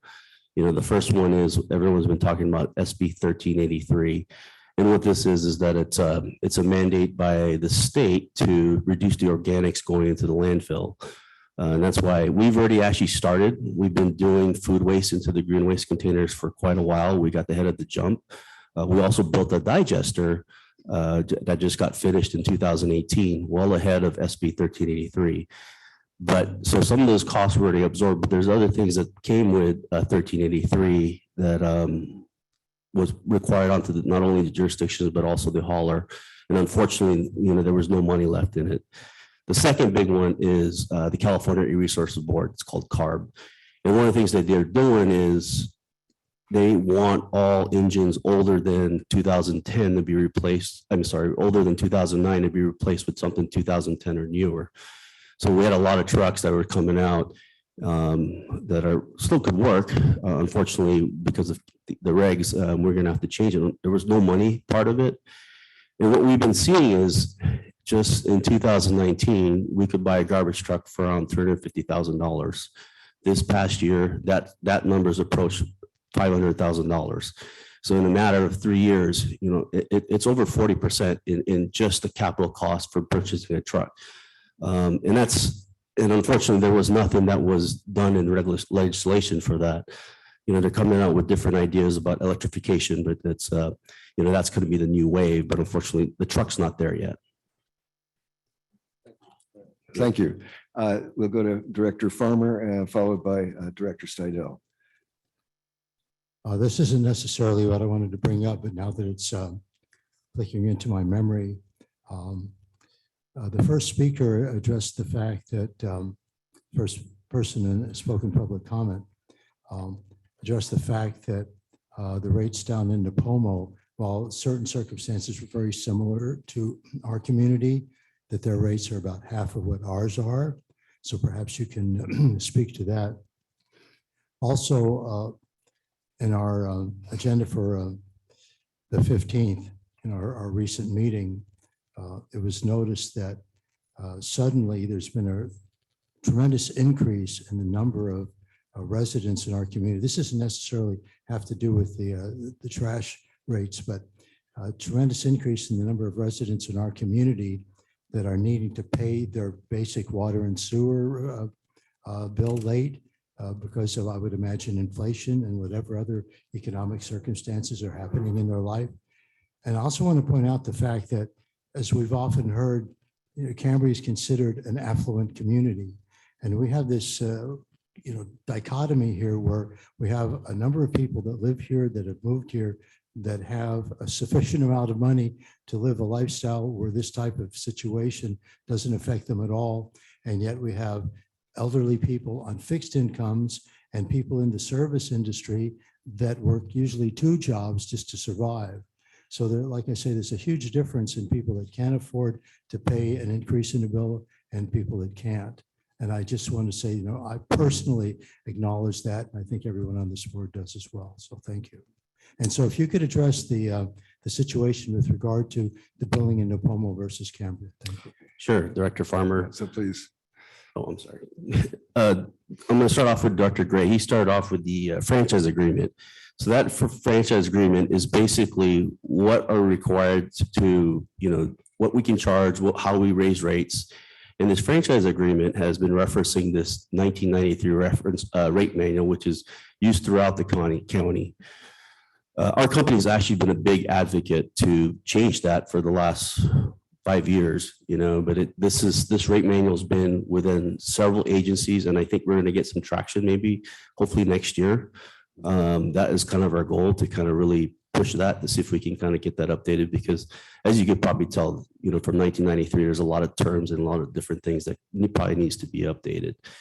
So knowing that fact that this rate manual is the way the garbage company can actually figure out how to get rates, this rate manual is pretty detailed in terms of, what information we have to provide, what we can charge for, and what's our allowable profit margin. So if it looks the same as Napomo, is because Napomo, South County, San Luis Obispo, all the South County cities, San Luis Obispo, Los Osos, and so forth, use this rate manual. So the application looks very similar. The only thing changes is starting inputs. So when you look at the starting inputs, unfortunately, that's where the difference is from Cambria and Napomo. And when you look at, Dr. Farmer talked about the affluent communities. I stopped by the gas station today, and it was about over $1 more than other cities that are in the South County or San Luis. And then that kind of goes along with, I know it's a tough one to swallow, but it's really tough when you look at the franchise agreement. This is the rate that we actually calculated. The consultant that the Cambria district hired looked into it. They did negotiate some things on behalf of the district. We reduced the initial rate increase, and that delay was supposed to be in March. It actually was negotiated and pushed back to July 1. And part of the franchise agreement as well is there's an annual third party audit that's actually provided to the district, and it's actually showed negative numbers over the last 2 years. The rate manuals only allows us to do a rate increase every 3 years on a base rate. So this last 3 years, there's some unprecedented costs that just came up. And like I said, those 2 unfunded mandates was really big. Thank you. Let's see, Director Stidel first, and then Vice President Dean. Thank you, President Howell. I'm just curious, in the reference that I made for commercial, is there a difference in the way that residential and commercial garbage pickup is handled, or types of trucks, or is there, I'm assuming the need for weekly pickup on the garbage is something that's mandated, so that wouldn't change. So I guess it would fall out with recyclables and greens, which may not affect the commercial areas as much. Do you have any insight to that? Yeah, I think the rule was addressables. It has to be collected weekly. So it's it's an interesting concept that maybe when we can talk on the ad hoc committee, because with organics, there is going to be food waste inside there. So that's something that has to be talked about. If we can make sure it's pulled out of the garbage and put into the green waste, into the organic container, yeah, that's definitely something can be looked at, not only on residential, but on the commercial side of things. But the way it's treated in the rate manual, commercial and residential are 2 separate things in terms of the rates. So some trucks are being used the same one to pick up both, but they're separated depending on exactly what they're collecting for. But there is a chance to do, an alternative collection schedule. Thank you. One additional question. Yes. The thing that strikes me in this is a balance is how much fixed cost there is versus variable cost that may happen. And that as a dynamic for Cambria is probably very different than some other communities, and that may contribute to what the differences are that people see, but we need to look at it specifically to understand that. The other thing is that Cambria's topography doesn't lend itself to being inexpensive. Napoma was referenced, but I would guess just offhand that Napoma being flat and having easy accessibility for the way its trucks are used versus some of the constraints that are experienced here in Cambria could be affecting some of that also. And that potentially is something to understand. Yeah, that is totally true. And, I think I mentioned it in the last meeting. One of the reasons why we can't do side loaders in Cambria is because it's actually too tall. Not at all locations, but there's some areas, definitely streets that are, the truck won't actually be able to get in. They have a mechanical arm that kind of raises and it just hits the top. And so that's one of the reasons why we use rear loaders in that area. And we've been doing that for the last 30 years. It's because it's a shorter vehicle. It does take two people to do that. So a lot of times you'll see partner vehicles, somebody driving, somebody hanging in the back, emptying them into the back of the truck. Whereas a side loader is a little more efficient, where it's just one person kind of going and picking it all up. And there's definitely some areas in Cambria, we've looked into it. The tough part is that truck will only pick up half the route and the rest would have to go through a rear loader, and it gets a lot less efficient. So, we just send a rear loader out there with two people and pick up, the 3 different containers. So there is some, like you said, Director Seidel, into the topography that does affect the rate on there. This may be getting way down in the weeds, but for instance, is the gas consumption for the trucks just by circumventing the roads that we have here? I have to assume that is a cost is something that's significantly different than flat-lying areas. You're right. I don't think we've ever really looked at that exact, on the hilly structures here in Cambria, but the distance alone is really the big one. I'm sure the hills have a contributing factor. It's going to work harder on there for sure, especially when it gets loaded. Thank you. Thank you. Vice Okay. President Dean. Director Steidel addressed a little bit of what I was going to ask when I had an additional question to what I had the first time, and that is, if you were picking up the residential trash every other week, you would still have to pick up the commercial garbage every week. And I noticed in your rate structure, some of these places also have pickup more than once a week. So the fact that you're still doing commercial every week or more than once a week would not make a difference in trying to reduce our rates for picking up every other week, would it? Because you're still coming no matter what. If you're coming twice a week for a commercial and only once a week for us anyway. So is there a balance here? I mean, you still have to pick up commercial garbage, right? But we could still possibly reduce our rates by only doing every other week for residential. We actually have, they're very similar rear loaders and sometimes they're front loaders, but we do have separate routes for the commercial and separate routes for residential. Okay. So we could potentially stick with what we're having for commercial. As you said, some people are once a week, some people 3 times a week, 4 times a week is what they want to pay for. The residential would be a different team. We could definitely do something different on that one if that's the case. Usually the businesses kind of tell us what they want, and it's usually 1 to 4 times a week is what they want service on. Okay, I have one more question. Sure. Okay, in watching the recording from September 15th, you mentioned what percentage of the community had what size cans. Oh, yeah. And you mentioned what the current rate was per pickup for each of those size cans. So I'd like to know what the current rate for the 32-gallon can and then the next size can is currently, and how much difference this rate increase would be in the cost to the pickup of those cans. Yeah, so in Cambria, what we have is, we have three size containers, Cambria, 32, a 64, and a 96 is your big one. In the 32-gallon container size, 85% of the residents have a 32-gallon container. 13% have a 64-gallon container, and about 2% of the residents have the biggest size container, 95-gallon. Again, we're just talking about the trash size. Green waste, organics and the recycling are included as part of the service fee. So whether you get a small size or a bigger size, it doesn't really matter on that one. We want to encourage recycling. So when you look at that, 85% of them, what we found out, those customers would have about a $2.50 per week extra fee on that one for the rate increase. And that's for $2.50 for, 3 trucks, 3 containers being picked up weekly. The 64-gallon container is about $5, and the 96-gallon for the 2% of your customers is about $7.50 per week is your increase.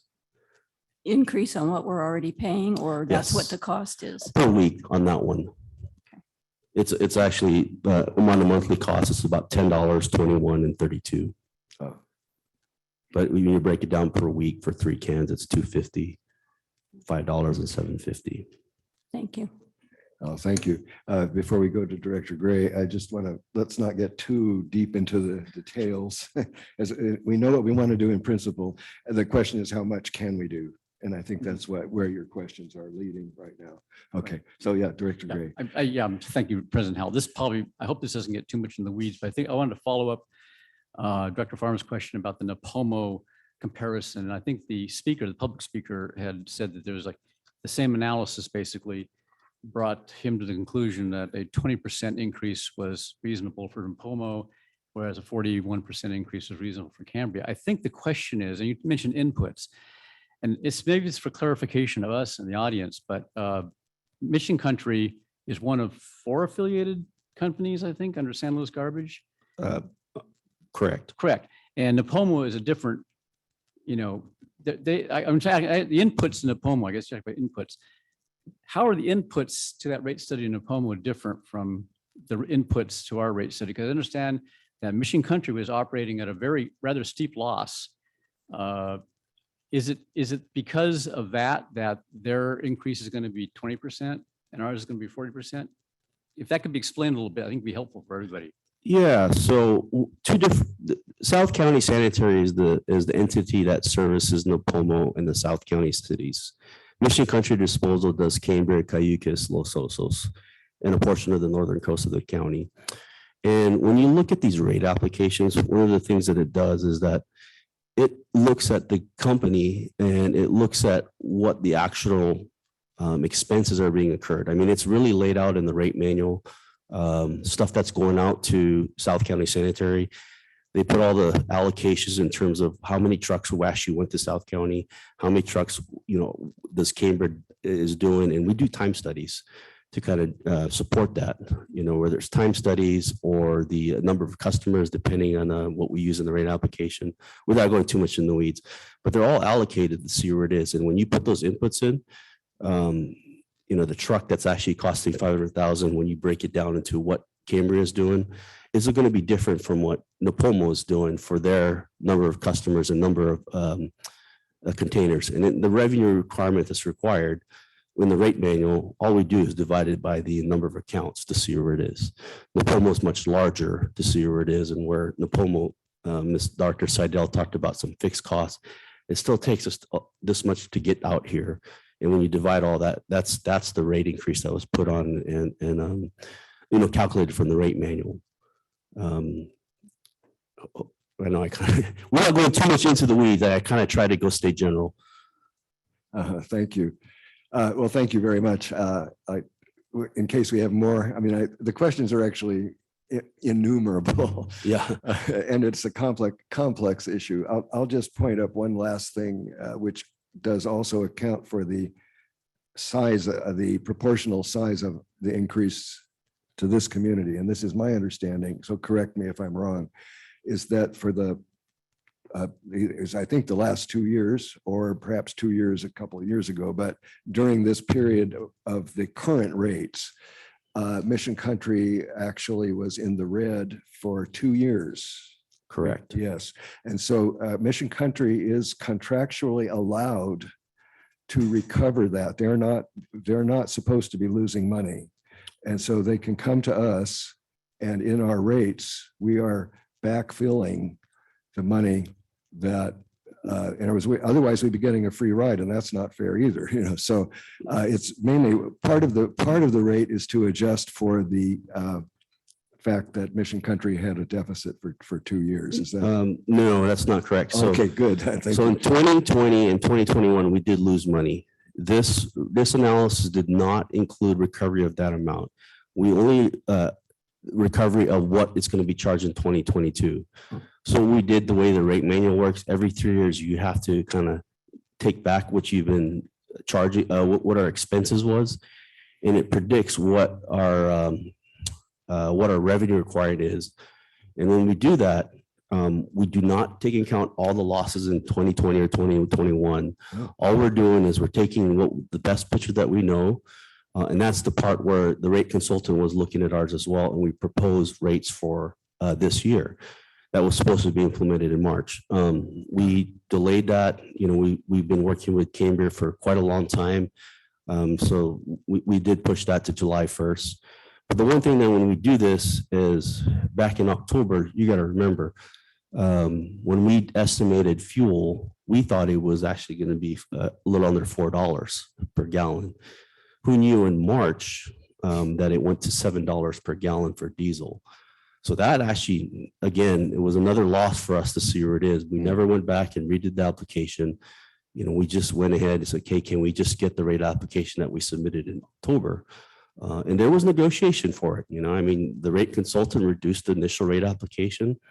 And again, also delayed the implementation for the fee to a few months. But this application definitely did not include anything from 2020 or 2021, just what was projected for 2022.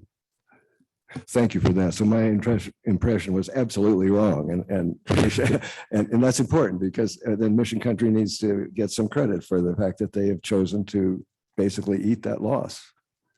And they're not coming to us for that. So good on you.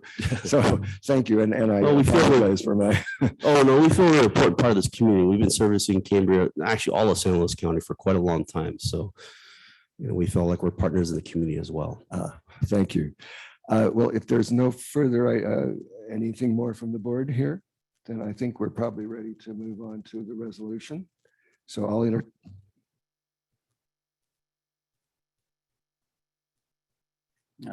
move that the board adopt resolution 64-2022, approving the Mission Country disposal solid waste and recycling collection service rate increase. You have a second? Seconded by Director Stidel. It's been moved and seconded to adopt resolution 64-2022, approving the Mission Country disposal solid waste and recycling collection service rate increase. Do we have any further debate? Director, are you getting ready to vote? Okay. Nobody. Well, I just want to make a couple comments. Please do. Because I made the motion. Yeah, it's a painful thing for all of us, since it's not just you who pay this, but we all pay this who live here, and it's not obviously not a happy thing. I do think that we have to understand the reality that Mission Country is under, and that we're under as the community that depends on them for our garbage collection. Is an extremely inflationary environment.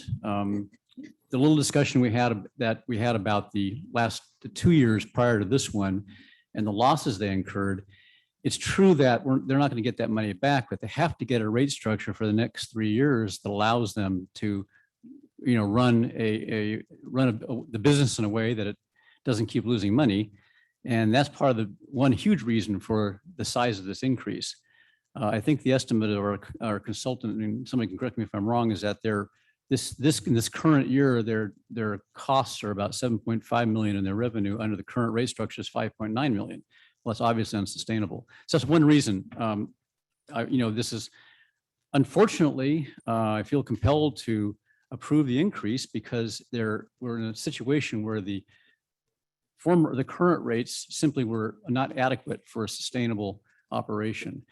And I think that the ad hoc committee that Vice President Dean and I will be serving on will perform a couple of important functions. One is for relief for people who have trouble paying, but also maybe more broadly to take another look at our agreements with with Mission Country as to levels of service, and even to pick up on Mr. Claren's reference to changes that might be made in the manual, in how things are accounted, how depreciation is accounted for, maybe things like that. The opportunity you might have, in other words, to have a more favorable rate structure. So I think this vote we take today addresses a current need for a new rate structure, but it's not the last thing we're going to do on this topic. We are definitely going to move ahead with a project of finding ways to get a better rate structure, possibly changes in service, but whatever is best for the community, we're going to go ahead and try to do. So that's the context in which I'm moving that this resolution be adopted. Thank you, Director Gray. And before we go to Director Farmer, it looks like you might have something to say, but before we do, I want to mention to everybody in response to a request from the public to, as we vote, I will say that it will not be in order. It will not be out of order should you choose to explain why you're voting the way you are. So that is in order. Okay, so Director Farmer. Yeah, I think Jeff, I've forgotten his last name, Jeff Wilson. I think he requested that all of us at some point before we cast our vote, give our reasoning for doing that. But he just stepped out about a minute ago. So let me see if I can get my memory correct here. First, I want to mention that on the 15th, I was the one member of the board that abstained from the vote because I could see both sides of the issue. I think a number of people in the community have been upset with Mission Country Disposal because they feel as if this rate hike is something that's out of line, so to speak. Hopefully, this added communication that we've had today makes us a little bit more understanding of their circumstance.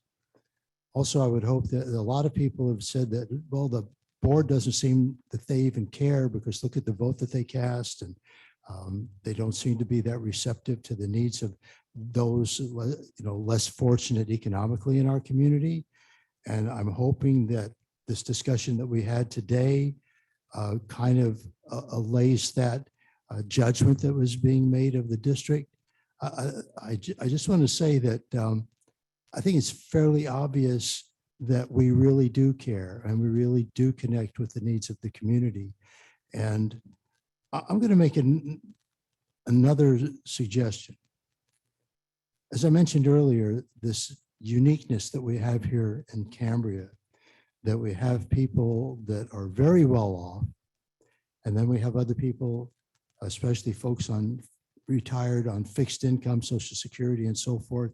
And then we have people in the service industry because we are tourist related. So there are a lot of families in this community that can't afford an increase like this. And I would encourage, I'm not necessarily saying those of you sitting here in this room or folks watching on Zoom, but we have a group here called the Cambria Community Council.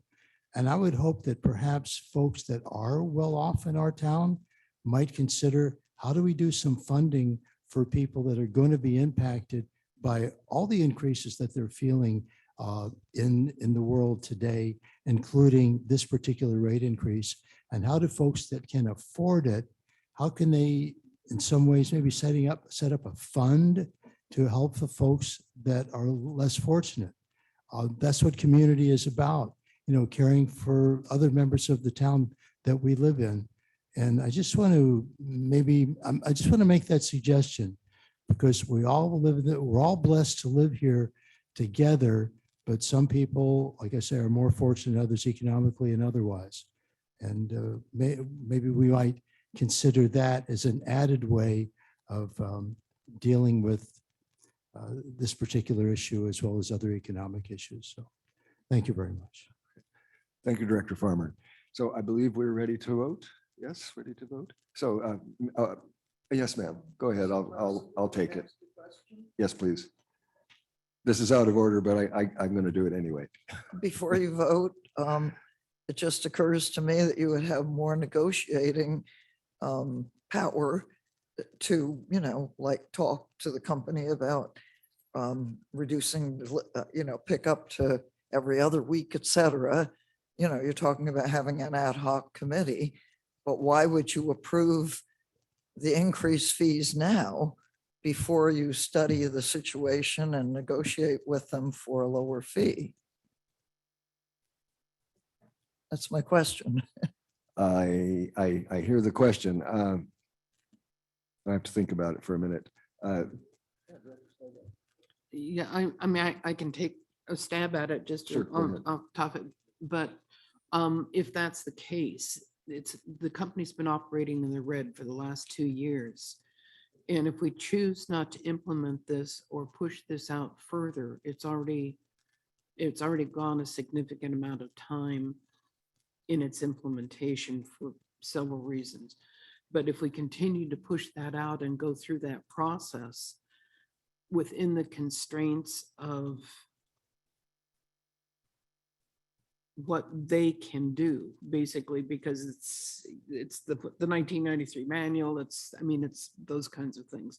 But there probably is room for negotiation on specific things. But it may just reach a point where they can choose not to pick up our garbage. They can tell us, go find someplace else to take care of it. And they'd be totally within their rights in doing it. So wouldn't it seem like it would take too long? Can we not have, not back and forth, please? We're getting an answer. Yeah. So I'm sorry, go ahead. So I Oh, mean, sorry. that's the balance of it. Right. Well, it just would seem like it wouldn't take too long for the ad hoc committee to come up with an agreement with them before you pass a resolution. Or else you could add to the resolution, that will be a part of it, that you'll try to reduce the fee for residents, in the near future. Well, yeah, I hear what you're saying. Thank you. But yeah, that is not an option. I'm sorry, but it isn't, because we do have a contract with them. And if we didn't do this, it's very likely they could just turn around and stop collecting our trash. So I don't wish to have an argument about it. But I appreciate your point. I think you raised a very good point. And unfortunately, due to the nature of the relationship that we have, we actually have a contractual relationship with Mission Country, and we do have to follow that contract. And if we don't, we will be open to lawsuit. I won't take any more questions because otherwise we'll be here forever. You're not in a position, we're still going to vote. I'm sure if you would like to, after the vote, communicate with us by a letter or buttonhole us as we move forward, and we're certainly open to that. But we are constrained into what we can do here. So yeah, I think we're ready for the question. I just wanted to pass on that we can't. The other thing is that the purpose of this was related to a whole 218 process, not on considering variables of our garbage pickup service. So we're not in a position to take the action you've requested of us. Can I ask you, as a group, to step out and communicate amongst each other? We before- can't. It's not legal. We It's can't not do le- that. Legal? It's not legal. No, let me explain something. Yeah. This is a Brown Act, this is a governmental body, and it's subject to the Brown Act, which means we cannot converse among each other privately. We have to do it right here. Okay. So right. sorry about No, that. that's good to know Yeah. that. No, it's, thank you for asking, because it's kind of not obvious. And people often wonder why are these meetings going on so long? One of the reasons is because this is the only time we get to talk together. So thank you for asking, actually. Leah, yeah? Could he please just state his name? Oh, and would city you of mind maybe residence? communicating to our secretary here so she can put it in the minutes? I'm Nevada Warren, and I am for the community. Thank you. Thank you, thank you. All right, at this point, Leah, I think we're ready for the roll call. Okay. Director Gray. Aye. Director Gray, aye. Director Stidel. Aye. Director Stidel, aye. Director Farmer. I should have said this before. I abstained on the 15th. And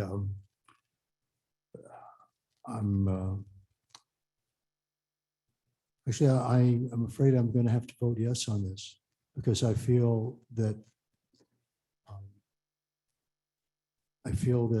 Mission Country has presented their case, and I feel the district, the board here is going to make every effort to, how could we say it, restructure this situation for the benefit of the members of the community. So I'm going to vote yes. Thank you.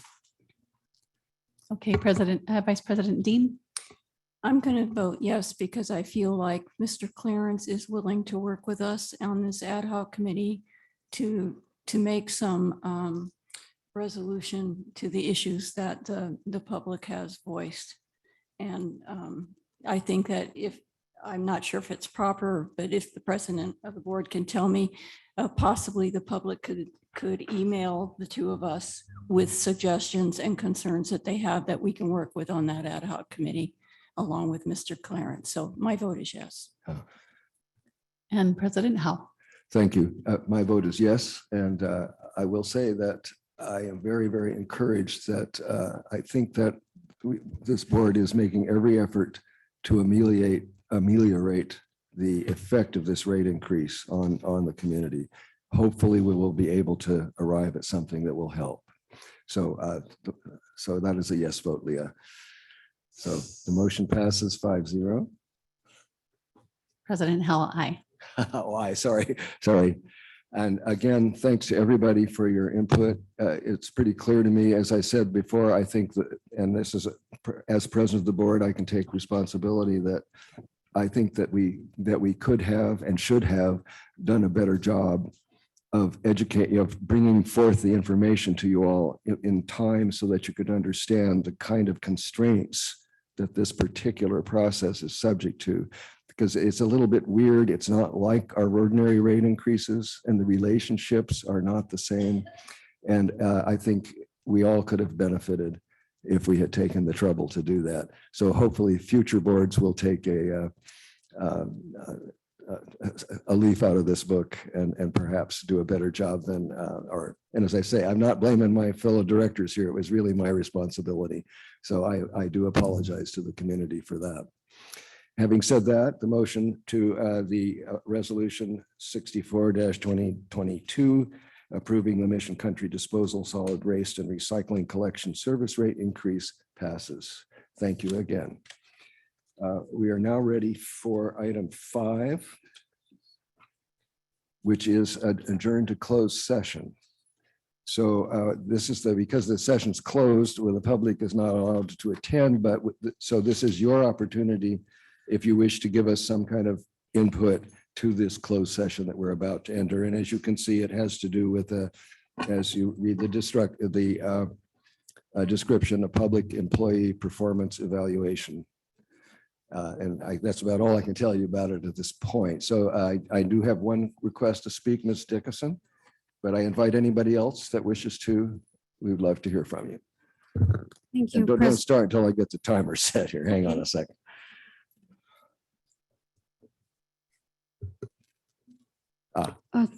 Thank you. I'm already on 4 seconds, but I've just That's all right. started. We'll give you an extra 5. Thank you. On this item, I brought this up, comments before when you've had general manager evaluations. There are many reasons that I have brought up as to why I do not think this general manager is fit for the job. I said it after he was hired. He does not or did not have the qualifications at the time. He had qualifications for being a rear admiral in the Navy, but not as a general manager for water and sewer utilities. I still believe that to be the case. I do not think he has a tech 1 or tech 2. But also, I have called the district a number of times, and I've asked if I could speak to the general manager. He's not there. Just after last Thursday's meeting, Friday was a work day. He wasn't there. So I would like to know, and I found out, oh, he's in San Diego, he's visiting Bliss, he's visiting that, and the board continues to allow this to happen. So I don't just blame the general manager for maybe his inadeptness at doing the job, but I also take seriously the board's lack of seriousness in addressing this situation. It is not fair to the community. We are not being served well. And at last week's meeting, you can see the decorum that occurred here today. That would have happened last week if you'd done what the notice said, that you would have been present here. That, I'm guessing, would have been the same decorum that you received today. There was no need for a sheriff. There was a need for the board to be here. The board needs to do its job, and one of those things is to oversee the general manager.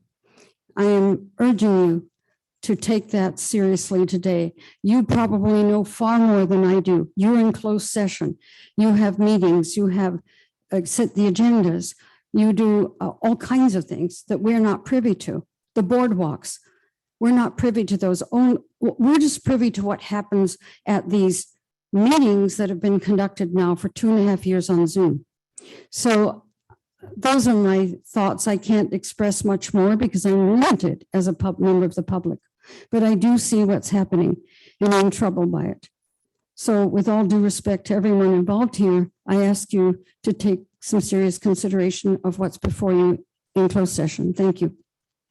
Thank you, Ms. Dickinson. I see, Haley, we have please bring them in.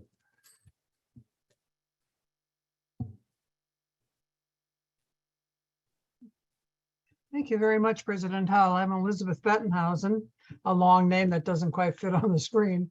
But I have told you many times why I think that a much more serious oversight is needed of your general manager by you, and therefore also by us through you or directly. And I'm going to say only one thing today as my example. The making of the agendas for your meetings was reflected last week on the 15th very, very nicely, because it was done with utterly no attention to the understanding the public has of the public service, the community service provided by this district. So I urge you, when you start your meeting this afternoon in closed session, that you take 2 minutes of silence where you think about what caused the mess that you all have just gone through, and tried very seriously now, I think, to apologize for in action, not only in the words, which are important too. Think about what just happened, and think about how many times in the past 2.5 years, and perhaps before then, but we aren't talking about that today, how many times in the past 2.5 years you have had agenda items which are insufficient to explain to the public what's at issue. And as we found out today, the agenda item on the rate increase for waste was insufficient in explaining to the members of the board what was at issue. So please give that some serious thought before you start talking about this, and then evaluate your general manager and his performance, his commitment to his work or lack of it, by only that example, and see whether you want to continue hiring this man to do that kind of quality of work. Thank you very much. Thank you, Dr. Bettenhausen. Haley, do we have anybody else in the? Okay. I see a written comment. Leah, please. From Christine Heinrichs. Please advise Mr. Weigel of his rights as a contract employee and take steps to terminate his contract. He has struggled to perform his job in the past, but the accumulated problems now mount high enough that Cambria should look outside the district for another general manager. Mr. Weigold's poor leadership at the September 15th meeting dismissed any claim he could make to district leadership. He was short-tempered with the public, initially refusing even to attempt to accommodate the Vets Hall attendees with technology. He made no effort to conceal his smirking contempt for the ratepayers who were trying to be heard at the Vets Hall. Thanks to Carlos Mendoza for stepping up to make the required connections. The Coastal Commission's notice of violation is the result of years of poor water management by the district, but it has come to fruition under Mr. Weigold's leadership. It remains unresolved. Mr. Weigold has not resolved the issue. Indeed, the district has approved a permit application for an accessory dwelling unit in defiance of the Coastal Commission's ban on such units in Cambria. Ditto the coastal development permit application for the EWS, SWF, WRF. Now the estimate is the end of 2022, 8.5 years after construction. Is the public expected to believe that the well-paid staff has been unable to complete this permit application? Or is it being slow walked into oblivion? Mr. Weigold is ultimately responsible for this. The electric vehicle charging station was originally Mr. Weigold's idea to make money for the district until he was told that that was illegal. The district can only recover costs, not make a profit. Then it was installed in the wrong place, a handicapped parking place for which he claimed no responsibility. It wasn't done in secret. It's in the Vets Hall parking lot. Moving it remains unresolved. Mr. Weigold favors locating the skate park at the East Ranch, a location opposed by skateboarders and most of the general public. His leadership on that issue has also been poor. He accepted a teaching assignment out of state, making him absent from the district for 1 or more days a week. Now he proposes to promote an employee to serve as assistant general manager at a significant pay increase, which is it that he can handle his responsibilities as part-time general manager, or that even working full-time, he needs an assistant. Please raise these issues with Mr. Weigold and weigh them as you evaluate his job performance. Thank you. Thank you, Ms. Riedel. Okay, I believe that concludes the public comment. So we are ready to adjourn to closed session. So I hereby adjourn us now. Oh, wait, stop. I just want to say, I want to thank AG. Oh, go ahead. I want to thank AGP Video for accommodating us with this hybrid meeting. I think it went very well. Thank you, gentlemen. Oh, and Tom, did I accidentally miss you? Okay.